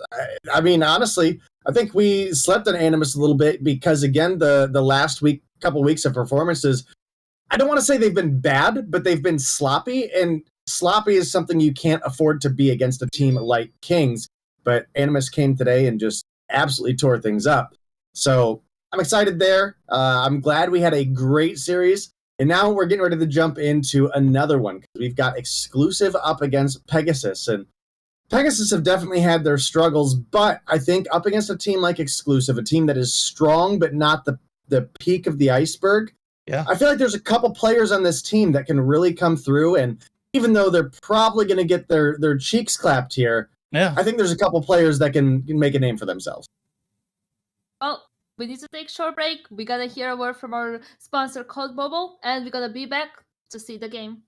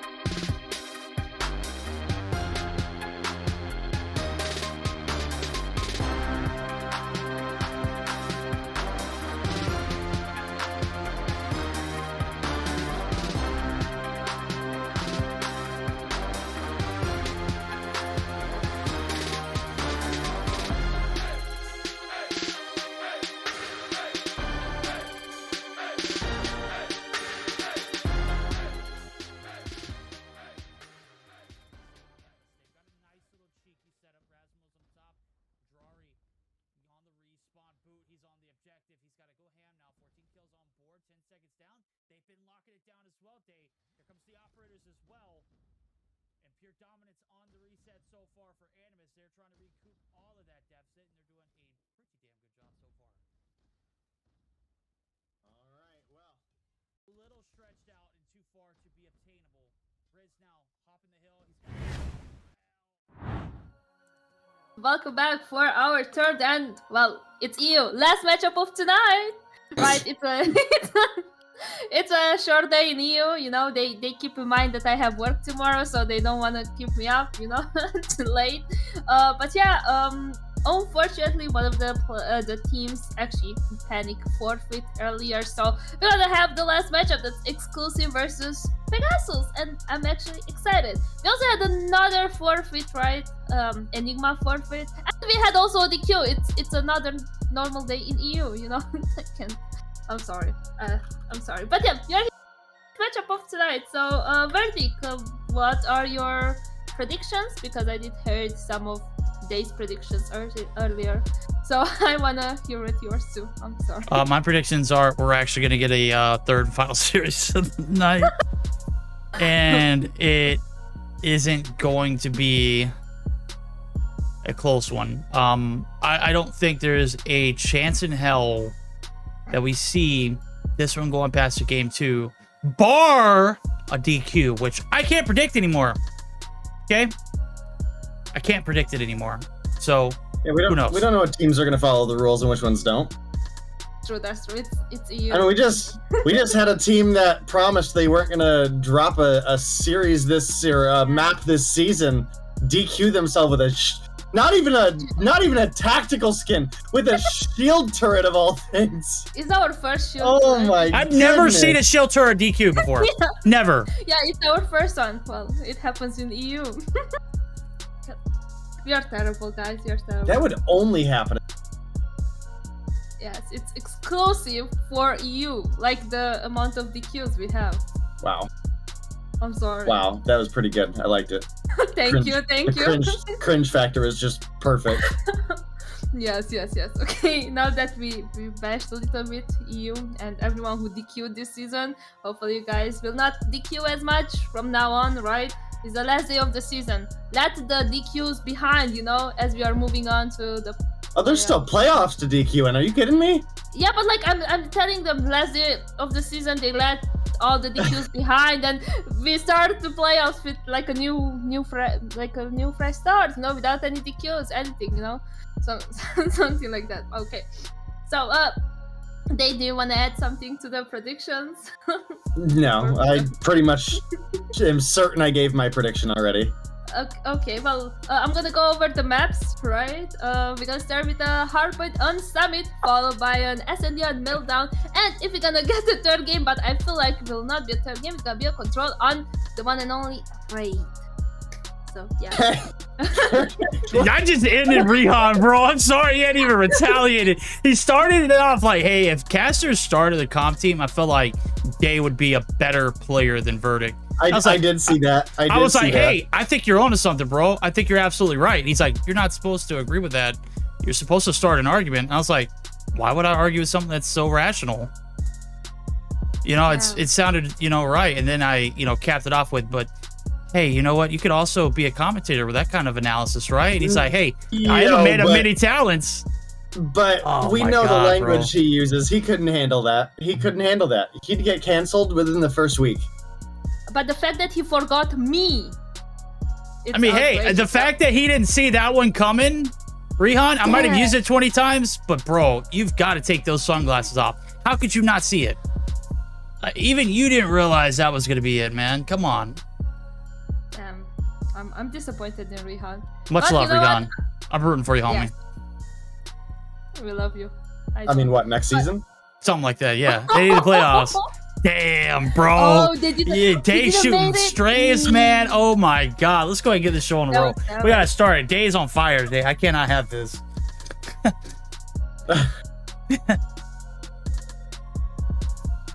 Deanna can't even talk. She's losing it. Yo, it started off with the 31ers burn. Bro, I don't think I was ever gonna record And then it's led to this one. Oh my god. He's just so subtle with it. Holy hell.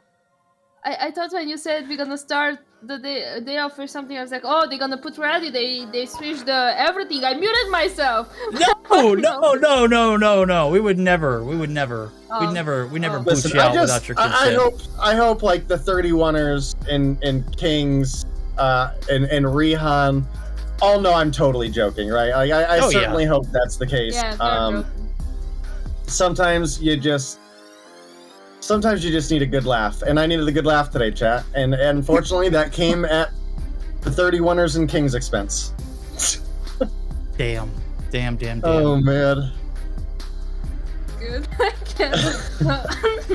Okay. Chat, Elhan. All right. Yeah. Well, Damn, we're here. Yeah. All right. Another day in EU. Well, Hey, another. Hopefully, no DQs. Well, don't hold your breath. No more Deanna. DQs. Yeah. It might happen. For EU, there's plenty of season left for another DQ to happen. There is plenty of season. Last series right here of the season to be exact. Playoffs start tomorrow, chat. Playoffs already started last night for North America, and if you were playing, you'd know that. Not you, Rihan. We're not talking about you, bro. Damn, son. Oh my god. That was so hard. Hey, you know what?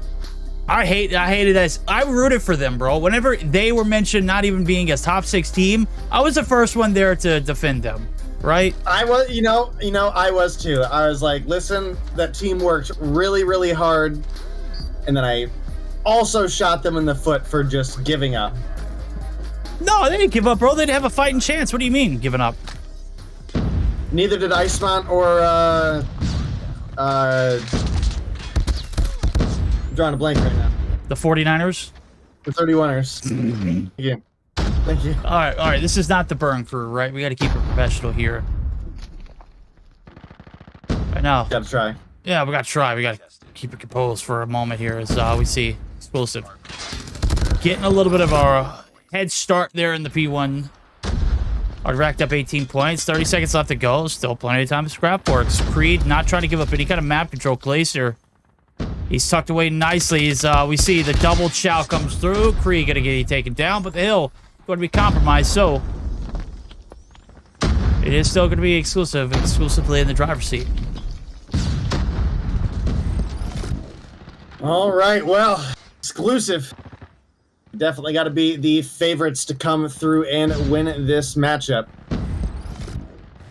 Don't necessarily think that Pegasus are going to make it super easy on them. I do think Pegasus has at least a couple good players that can really potentially set themselves up for success in the competitive scene. And that's not to, that's not to disrespect any of the players that are there, but there's certainly players on this team that are above the pack, right? Arcane is one of the more solid players for this team. I think at times we've seen Killian as well be able to compete at this level of competition, as well as I think we've seen a couple games where Clayster has really been able to shine as well. So I would like them to get an opportunity to prove themselves right now. You can see Killian up on 9. Arcane not finding that kind of success right now for this team. Unable to find a kill on the board, rather unusual for him. Hopefully he'll be able to turn things around here moving forward in this matchup, but right now it's exclusive with a pretty enormous lead. Yeah, look at that. 69 Poggers. Let's go. What a dub. Exclusive. Running away with it. Clayster trying to get the break from the back. It ain't happening. The business end of this hard point coming down to the wire. Certainly just open up the business, though. We'll see if business is good.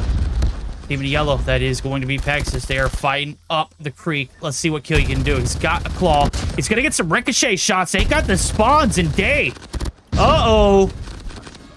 Exclusive. They are in trouble, and they are going to be broken. And this is a lot of time to profit off of. As a matter of fact, it's a little bit of time to get this deficit out of control. Now, you can see 40 points going to be rounded up. The attack's going to be coming through the front. Here comes Veery. He's got a Annihilator, a Sparrow pop there for Creed. He's going to be able to find some. Veery going to be shut down, but the contest long enough just to waste a little bit of time. Set up for new Champy. He's got 2 kills, and the anchor is locked down. All right, well, some well-needed time coming through for the side of Pegasus. Arcane finally able to find himself on the board. Killian doing his best to keep the team in this one. Is tied for top frag with Neil, sitting on a 13 right now. Vera going to come through with 2. Yaya gets the follow-up on Arcane, and it's looking like P4 probably going to be in favor of Exclusive, shy of a great break coming out of Killian and Flick here on the flank. Killian's able to get 1, but Neil drops 2. Flick here for the follow-up, and that's going to be Spawns grabbed by Pegasus. Purifier out for Yaya, going to pick up 2. Solid defense here on this hill. Champy, good for 2 himself. Yaya going to go ahead and use the Pred as well. Oh, he threaded the needle with that Pred too, bro. I don't know if you caught it from his perspective. That one went right through the window seal and into the tractor room now, as we see. Big leads continuing to grow there. Killian trying to test his luck in the water. He's got 17, but he needs the rest of the team to contribute. He's going to get shut down in the sea of blue on the left-hand side of your screen. That ain't water, chat. That's the kill feed. And it is certainly bleeding for Exclusive to come through with a dominant performance so far. Pegasus trying to get back into the swing of it. Arcane holding on for dear life right on the outskirts of the control site. Hill's going to be popped open. Just like that, Exclusive. They had an advantage, but it's going to be Clayster and Arcane who are going to be able to shut it down. Right, well, Exclusive. They've doubled up their score on their opponents. They are in a great position to continue to extend their lead as well on this next set of hill rotations. Big question is going to be how long can they keep it up, and can Pegasus bring it back into their favor, or are they going to go down with not a whole lot of a fight? I certainly hope that's not the case. Again, there are players on this team that I am super excited to see right now, as well as moving into the future. And Killian, definitely one of those guys right now. 22 on the board.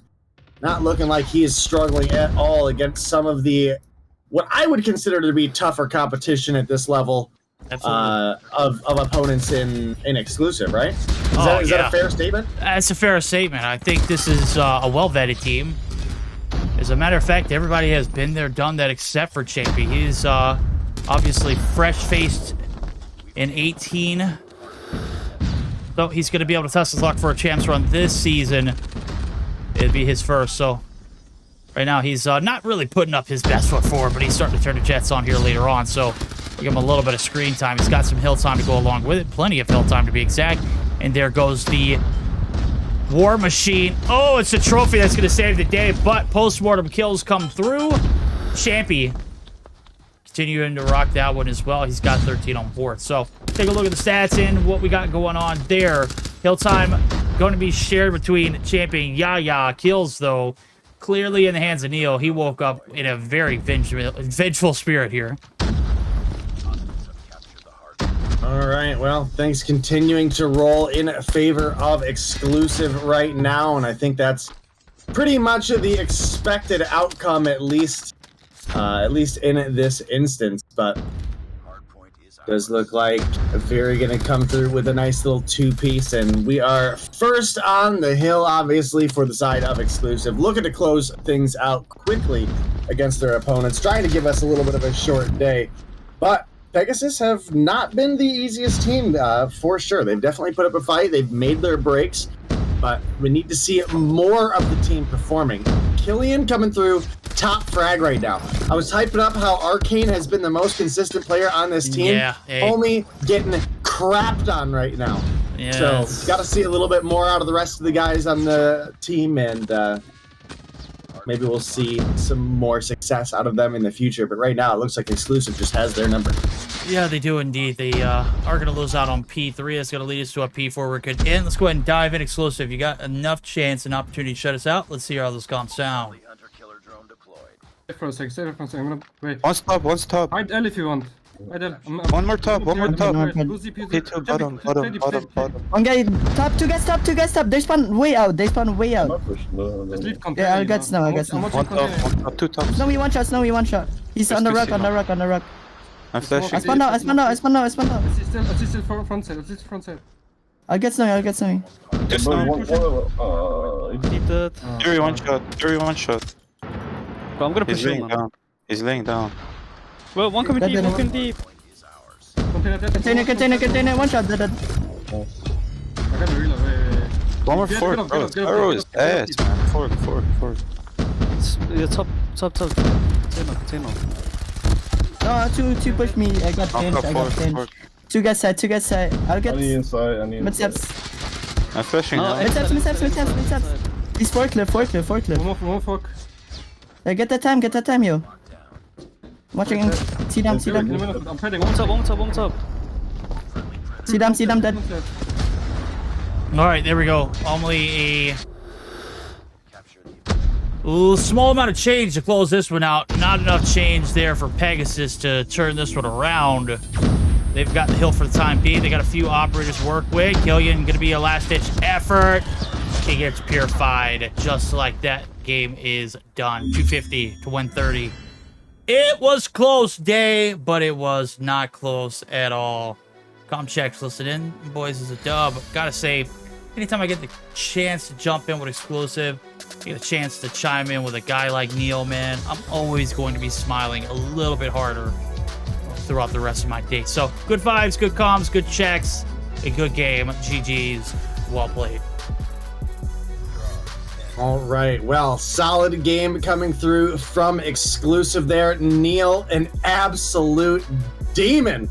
That game, 39 kills on the board coming through with that top frag, but got to give some credit over to Killian, who did tie up for the second highest frag in the game, along with Creed. And those are two big names to be competing with as a new team in the scene. So got to give Killian some credit there. Clayster, I mean, next closest on the team, but definitely a fair bit outmatched along with the rest. So definitely, got to consider what Pegasus have had to deal with this season, right? They're a recent addition. They didn't have this level of experience, and they are certainly trying their best. I by no means think that this is the worst team we've ever seen in Mobile Mayhem. God no. And it's not even close. So, I certainly want to make sure Pegasus gets credit where credit is due. But man, Yaya came through 253 on the hill, absolutely parking it. You also had Champion 201. And, as a result, you get a 250 to 130 victory coming through. But again, we've seen bigger blowouts than this. So, big credit to Pegasus as the new kids in the block. You're absolutely right. Got to give it commanding respect. They definitely earned their fair share of some good highlights and some good plays. Collectively, though, they need a lot of work. Pegasus, not enough to get the job done. Exclusive, they were very much so in command of the entirety of that game. Not even needing to bust a shoulder out of a socket or anything of the sort. They rather handled their way very well. So we're gonna get geared up for our last game potentially of the season. It is the Search or Destroy Meltdown right around the corner, chat. All great things must come to an end, but where there is one ending, there is a new beginning. The playoffs start tomorrow at 8 p.m. Central European Time sharp. You need to be there. You can't miss out. 4 best of 5s day. I'm gonna be honest with you, bro. We might be here for an awful long time. I know you remember last night. It was 5 hours. Time tomorrow. Yeah. Bobby and I are gonna have a great time tomorrow. Yeah. But EU is also tomorrow. Yeah, you and Bobby are gonna have fun doing that too. He's not doing EU. It's you. Oh man. Yeah, I'm just trolling. We got him, Chad. We got him. Man, I was at the end of the game. I had to mess with exclusive. Did you really? What'd you say to him? I can't tell you without you muting me on stream. All right, hold on. No, I can't mute you. Never mind. Just kidding. Message me in Discord. I'm gonna laugh a little bit. Helps me get through the day. Everybody needed a good laugh today, you know? Man, I needed several of them. Oh, we got him. We got him. I had tears in the eyes today. I was laughing so hard.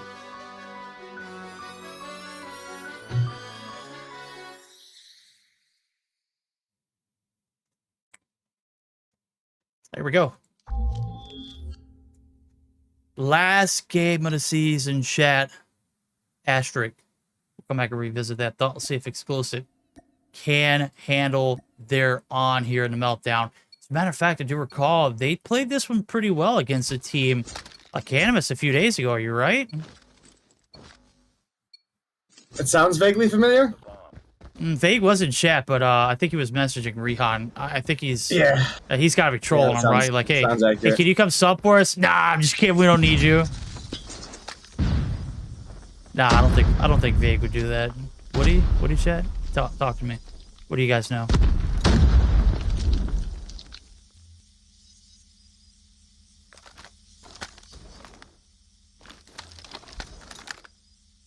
Oh, look at Arcane. Oh, hello. Goodbye. It's nice knowing you this round. We'll see you back next. Flick. Bomb in hand. Your only lifeline onto the B site gets absolutely canned. Right now they're stuck in the middle of the map. Nowhere really to call home. And a great defense. Look at this one. It's a 2-1-2 spread. You got one right in the middle of the map in Creed, and we know how demonic his plays can be. Oh, yeah. Oh, he catches Clayster out. That's a freebie. Yeah, what amount of movement that could have saved him right there. All right, well, some big rotations coming through, and that is going to be Yaya picking off Killian as well. Looks like Amo here to get the refrag, but Champy and Neil going to shut down the last two. First round comes through for the side of Exclusive. Again, I do think this is about what we expected for this matchup, but, you know, this is an opportunity for Pegasus to at least individually prove themselves here, right? Killian had a incredible game one. That hard point came through solid. Well, and we also talked about Arcane, and here he's coming through with the snipe, so we got to see him have an impact here if they want to start taking some rounds off and maybe even pull an upset enough to get us to a game 3. Ooh, very Creed dropped. Bomb goes down. Champy able to get one in return. Here comes the hit from the backside. Killian, he is on the prowl. He gets him. Neil, though, is there for the revenge. But the player advantage on the right-hand side of the screen. They got the bomb plant down, too. So the Poggers in chat if they take this one. Yaya. Not losing focus. He's going to be able to gun down one. Arcane holding down the back line. Ammo right here for the gunny. Can't hit a shot. Oh, my God. That's tough. Bomb's getting hopped.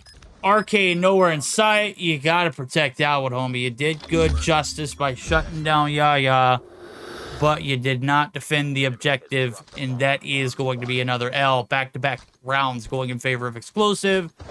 Already off to a pretty hot start, Dave.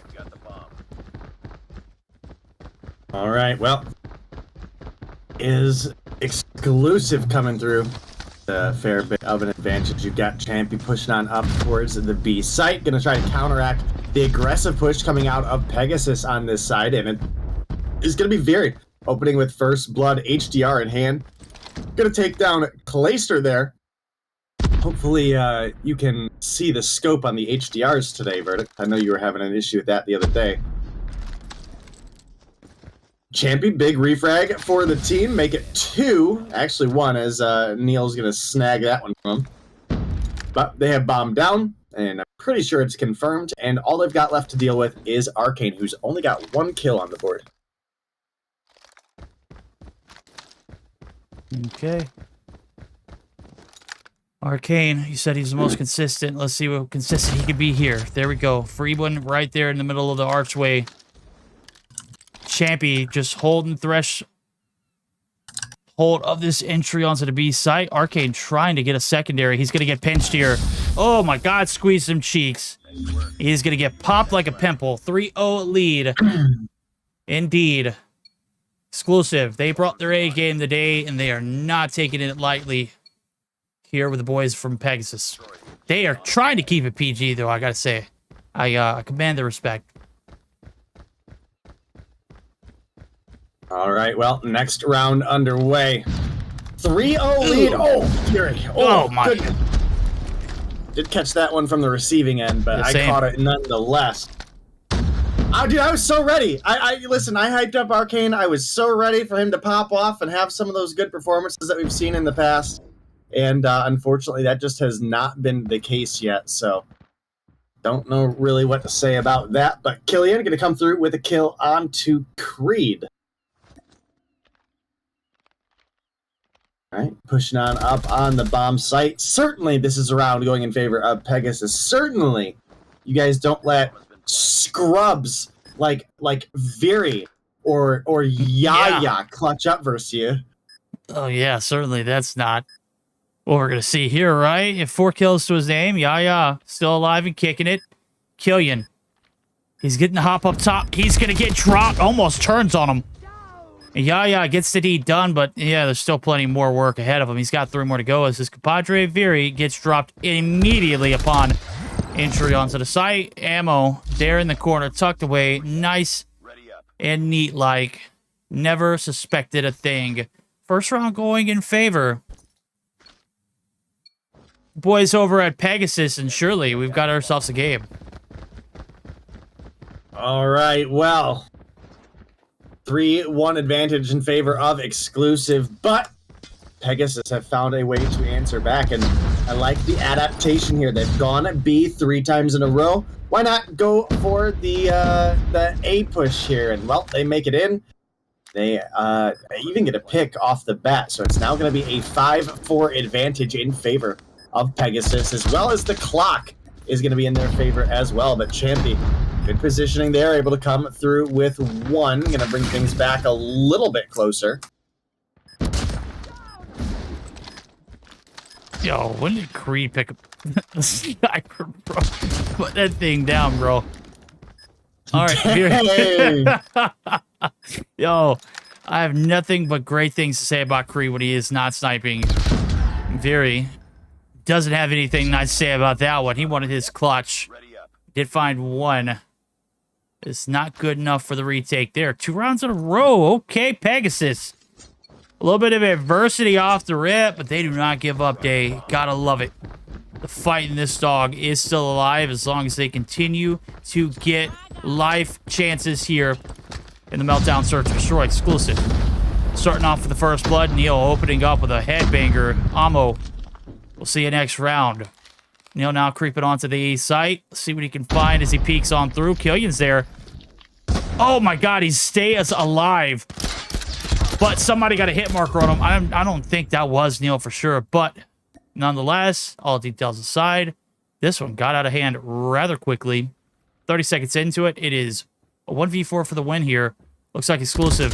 They're going to round the corner. Boxing gloves miss. And Creed, he put the sniper away. He was 1 shot, but he got the job done.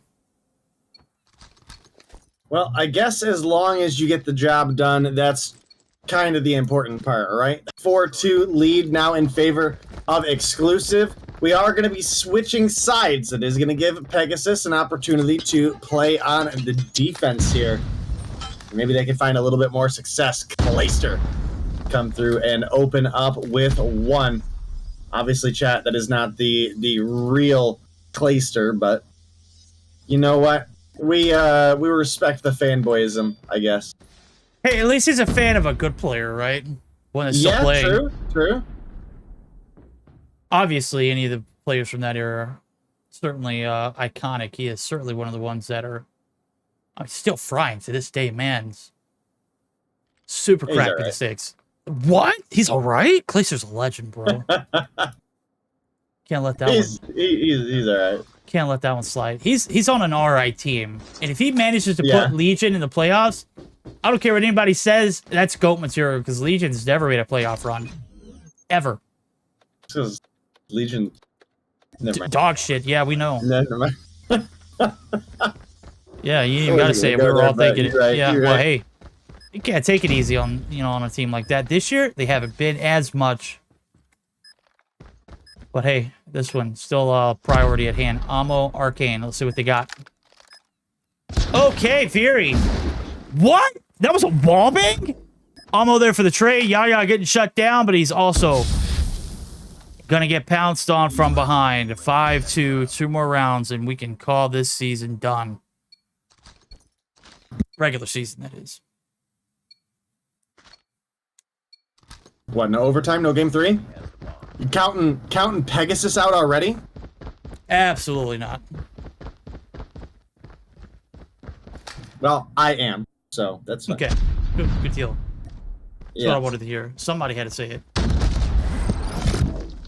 Listen, everybody knew the outcome of this matchup before we got to it. There's no hiding that. Again, I think Pegasus have potential. I think they specifically have a couple players that I think are actually quite good. They just have not had the time to adjust to this level of competition, right? That is ultimately the factor of where we're at right now.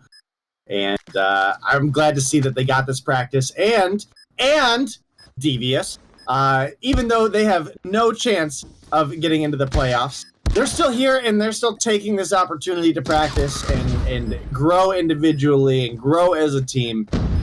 And I mad respect that. I absolutely mad respect that shit. Oh, here comes the challenge. Nobody sees Neil, bro. There's no way. It's an atrocity. Neil not able to win the other. Arcade gonna die to the explosion. Dang. What a ninja Neil is. Oh my god. No, he was certainly not a ninja, bro. He was full sprint. And I could hear him from 3 clicks out. And I'm just not sure how that angle wasn't covered. Yeah, 2 players left alive. I can understand if it was a 2v1, but that one was inexcusable. 3v1, Neil, you the go, homie.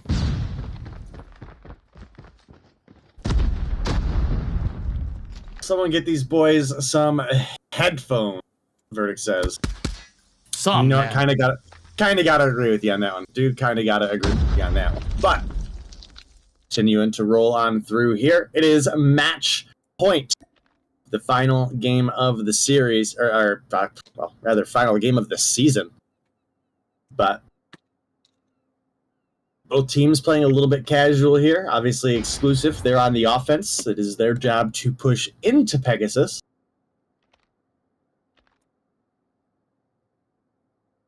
Yo, do you see Neil? Please tell me you're watching Neil. Please tell me you're watching Neil.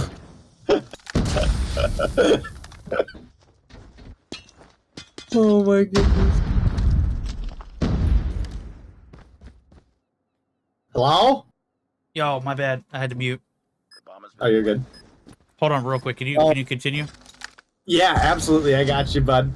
All right. Well, Neil is able to get the kind of the cheesy, funny kill at the beginning, but overall it is going to be a 2-for-1 trade in favor of Pegasus, who are now starting to push in. Should be a free kill on this bot Veer here. Free kill on Neil over there in the corner as well. Champy's able to find one before he gets dumpstered. That is going to be another round going through for the side of Pegasus, hanging on by a thread. I absolutely love the effort these guys are putting in right now.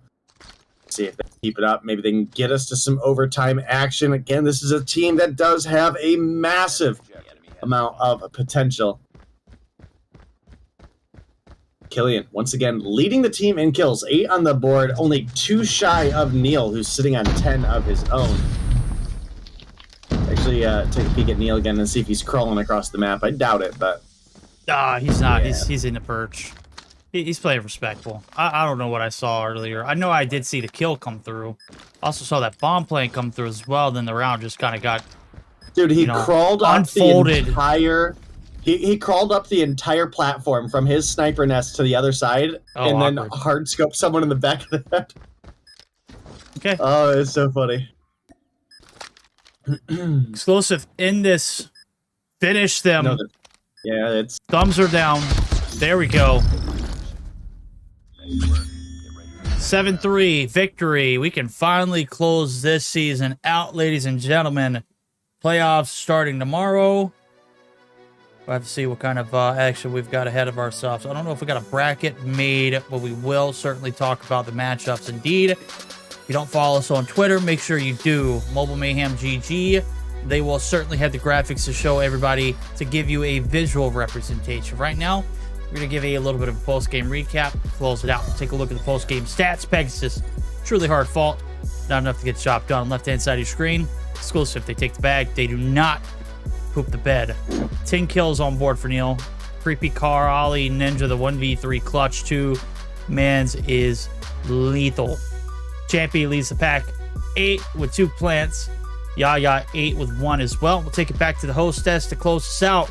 Deanna, putting the bow done in on this season. What are your thoughts? The kills. Yeah. I mean, what else can you say?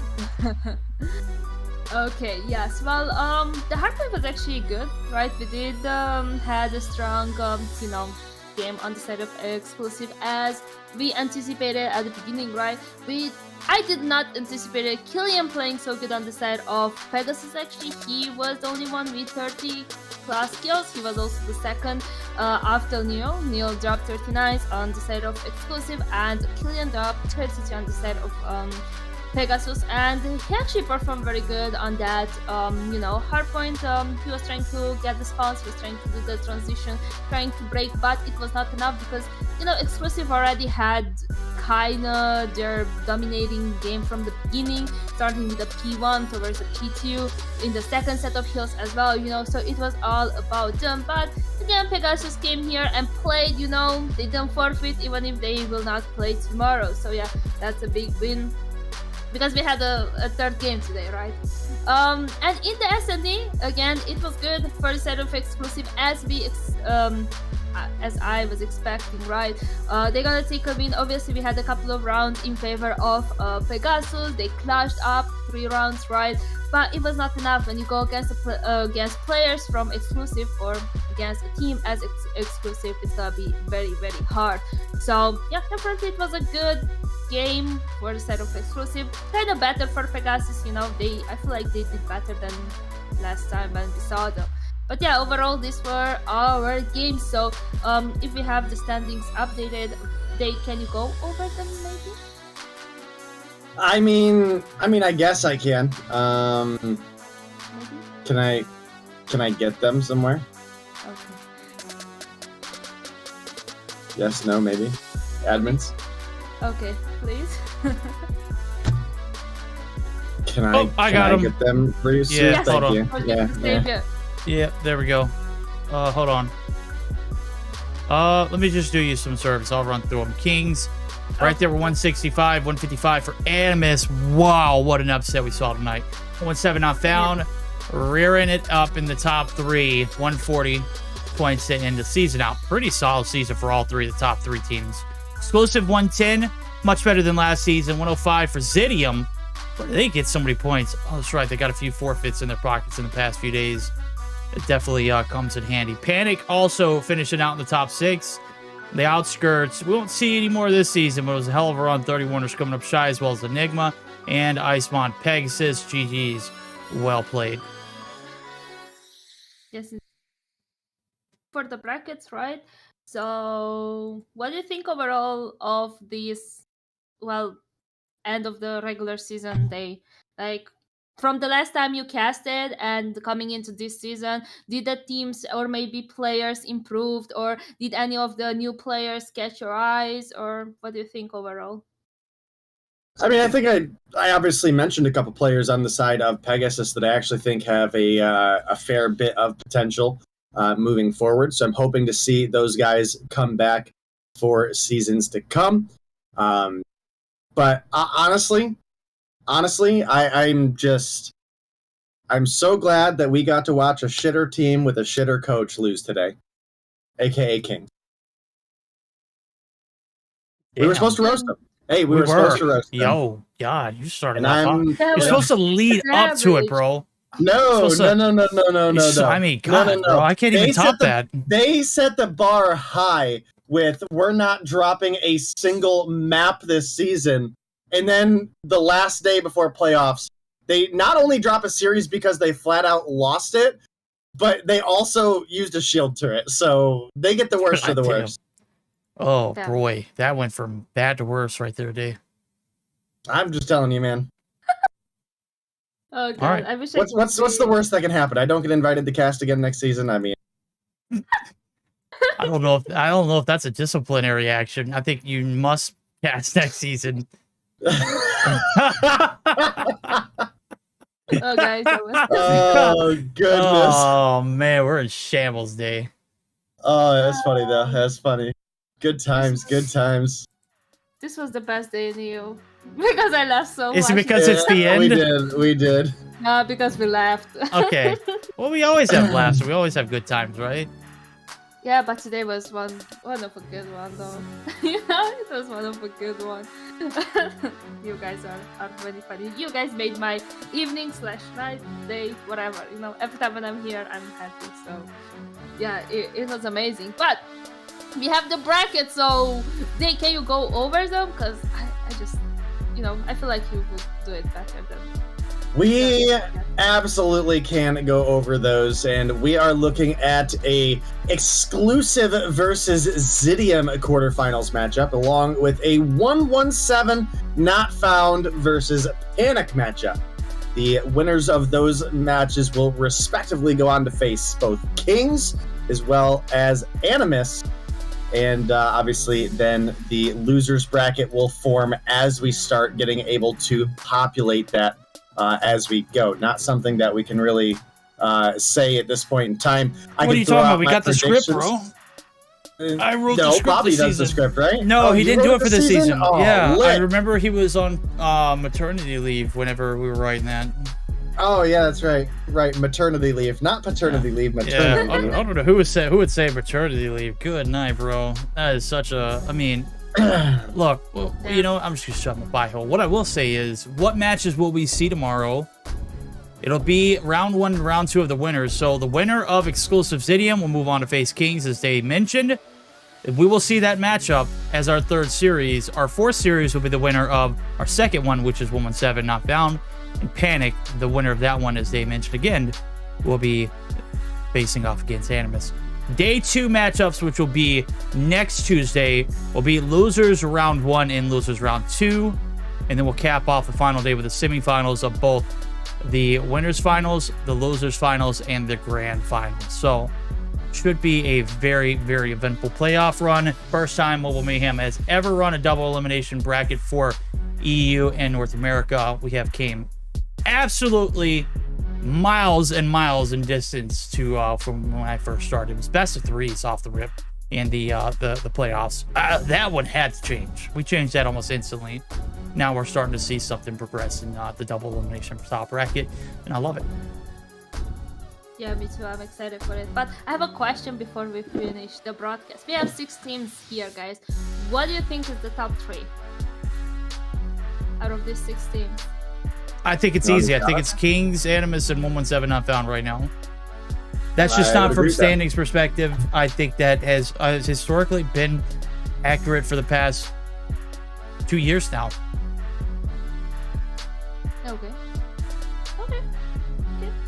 So we're gonna see what's gonna be the standings at the end. Okay, but overall this was our broadcast, guys. I did really enjoy being here with you. Obviously we're gonna be here tomorrow as well. If you missed any matchups or you wanna see the amazing shots Marvel did today or how Neo played, right, you can sub to the YouTube channel. Is actually pinned in the chat, right? You can also have a comment as well in the chat. You can get and go and watch it over YouTube, you know, rewatch it, maybe learn something, maybe check the watts. But overall this was our EU Mobile Mayhem last day, right? Tomorrow we gonna have the playoffs and it's gonna be another fish food, as I would like to say. But yep, until then, I hope you all have a wonderful evening and see you tomorrow.